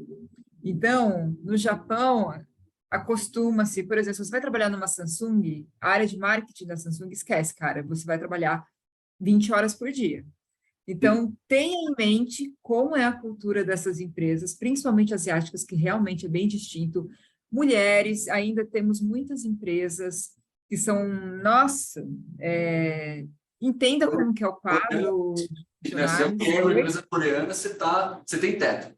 Né? Mulher em empresa coreana, você tem teto, você não consegue crescer depois de determinado nível. Asiática, em geral, é muito difícil você ver mulher fazendo carreira. Então, você pode entrar e desbravar, mas tenha resiliência, porque isso não vai acontecer em 1 ano, 2 anos. Tem a questão que falaram, nossa, isso realmente dá Gup. Eu acho que todo mundo aí, hoje, como a Gup comprou qual que é o nome? A Kenobi, agora é uma plataforma só no mercado. E aí, eu acho que eu posso até mostrar para vocês como que é feito. O candidato faz, é uma inteligência artificial. Então, ele tem palavras-chave na descrição que a gente coloca na vaga, que é o que a gente vai buscar no cadastro da pessoa. Então, isso gera um posicionamento. Então, de verdade, para a eficiência de RH, a gente nunca vai ler todos os currículos de candidatura. A gente vai pegar os top 10 e a gente vai focar nos top 10. Então, é muito importante... quer ver? Tem gente... Eu ajudo alguns amigos meus a conseguir empregos. Eu falo, vocês vão fazer um currículo para cada candidatura que vocês vão fazer. Porque eu não sei para onde, como vai ser o seu processo, mas você precisa focar e usar as palavras que bem ou mal, você não sabe se é uma máquina ou se é um ser humano que vai estar olhando. Então, tem esse ponto de atenção que é muito legal. E a questão do tempo de empresa. Gente, agora é a hora de errar, então é a hora de testar, é a hora de fazer 10 estágios, é a hora de, fiz uma semana, não gostei, foda-se, não tem problema. Mas depois, só para vocês entenderem como funciona a cabeça de uma empresa também. Eu vou olhar um currículo, essa pessoa trocou de emprego a cada 6 meses. Sabe qual a chance de eu contratar essa pessoa? É muito baixa. E eu falo por quê? Porque em 6 meses é o tempo que ela vai estar conseguindo performar o que a gente espera dela. A curva de aprendizado ela é muito alta, porque não é só aprender tecnicamente o que tem que fazer, porque se a pessoa vem pronta, ela entender os processos da empresa, como funciona, como é a cultura, como se relacionar com as pessoas. Então, se a pessoa pula de 6 em 6 meses, é muito difícil. Então, aproveitem agora estágio, porque isso gera conhecimento. Talvez vocês não descubram o que vocês querem fazer, mas vocês já vão descobrir o que vocês não gostam de fazer. E se você já parte com a promessa, eu sei que eu não gosto de fazer, opa, então peraí, eu valorizo isso na minha vida, mas eu não gosto disso. Então, já é um caminho. Então, gente, eu queria muito ter essa inteligência quando eu fui prestar as coisas, tá? Tipo, eu entrei, fui ficando, deu super certo. Mas vocês que estão passando, que estão hoje nessa sala, se vocês começarem a fazer esse paretinho da felicidade, vocês vão ser muito felizes e não vão precisar chegar aos 40 anos para ser felizes. E vou economizar uma grana com terapia. Porra. Terapia custa, gente. Ela é o segredo, mas ela custa caro. Alunos conseguem terapia de graça, então aproveitem isso também. Eu acho que um ponto legal que a Raquel trouxe é essa questão da inteligência artificial, de quanto isso também está fazendo. Acho que hoje processos para efetivos também estão vindo com tamanhos tão grandes quanto de trainee, com candidaturas muito... Tem um colega que comentou, cara, a gente não divulga mais nenhuma vaga no LinkedIn, porque vem muita coisa que não é o que a gente procura. Tipo, muita gente que não está nada aí, só está procurando emprego e começa a se candidatar. Então, assim, o LinkedIn, ele deu uma viralizada. Só que isso, de uma certa forma, é muito bom, ele começa a ser melhorado, a plataforma em si, por outro lado, ele é ruim porque todo mundo está acessando. Então, assim, tem muita gente que não está preparada para algumas vagas, para alguns cargos, e estão se candidatando. Então, precisa ter essa limpeza, né? E aí, até o que ela falou, né? A questão de palavras-chave. Até na foto que você coloca no LinkedIn, o nome do arquivo, a palavra que você coloca naquele nome, ajuda a ranquear o seu perfil de alguma forma, sabe? Então, coloca... Desculpa, desculpa. Não, só ia falar. Coloca o nome, o cargo que você quer, essa especialização, tipo, enfim, essas coisas no nome do arquivo da foto antes de subir, sabe? Isso vai te ajudar também. Então, tem muito macetezinho, tem que investigar. Eu não sei muito, acho que dá para explorar mais a Raquel disso. Depois eu posso até compartilhar com vocês. Tem um site que usa uma inteligência artificial para avaliar a tua foto do LinkedIn. Muito legal. E aí ele vê pelo contraste, se você está sorrindo, se você está com o olho aberto, um monte de coisinha, e ele te dá uma nota de 0 a 100. Eu vou ver se eu passo depois. Se quiserem, me mandam uma mensagem e eu mando isso. E tem um outro site muito bacana, que é do vagas.com. Então ele pega o banco de dados dos bilhões de currículos que eles devem ter lá dentro, e você joga lá, sei lá, gerente financeiro. Eles dão a nuvem de palavras-chave que o gerente financeiro tem que ter. Esse é um trabalho que você pode fazer. Você pode funcionar no perfil de gerentes financeiros, de marketing, de finanças, sei lá, de qualquer outra coisa, mas eles já te dão isso daí, é muito legal. Só que a minha dica, não vem jogando bando de hashtag no teu LinkedIn, no seu currículo, não rola. Você tem que colocar isso naturalmente, né? Enfim, mas era uma observação legal. Depois, se vocês quiserem, me mandam uma mensagem lá, eu mando o link desses dois. É interessante. nada na internet. Tem umas Não, inteligências. gente, hoje em dia é tudo online, é bizarro. Vocês vão ver. Mas vocês talvez não precisem disso, porque vocês têm networking.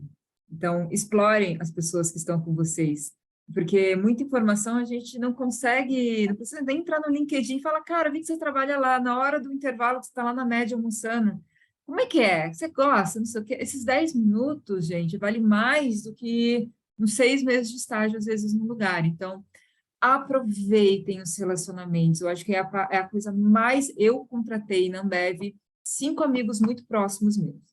Eu contratei minha sala, assim, tipo, todas as pessoas, e todos eram da Atlética. Eles tinham isso como... E eu não fui da Atlética, mas eu sabia que pela rotina da Ambev eu precisava de pessoas que realmente, poxa, vão ter que lidar com imprevisto, vai ter que lidar com coisas diferentes no dia a dia, tomar decisão rápido, e o perfil encaixou bastante. Hoje eu saí, todos eles continuam fazendo carreira, estão ótimos, super bem, e todo mundo se conheceu dentro da FEA, aí em Ribeirão Preto. Estava pesquisando aqui, um outro site também, já lembrei o nome, Glassdoor. Acho que para uma coisa que ele estava comentando sobre expectativa de salário, para você também se moldar para o que você vai pedir quando eles te perguntam. Lá você consegue ver por cidade, por cargo, por empresa.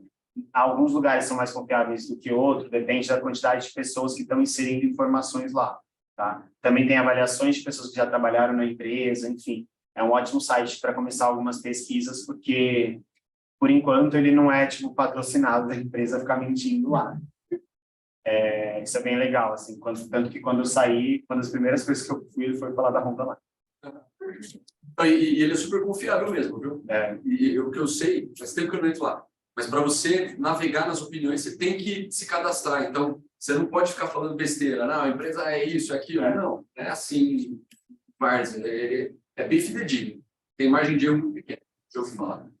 Tanto que eu falei, vem acima da média salarial por pesquisas de lá e conversas com amigos do mercado, sabe? Então, baseado lá, eu vim para essa nova empreitada. Voltei, né? Voltei da casa toda.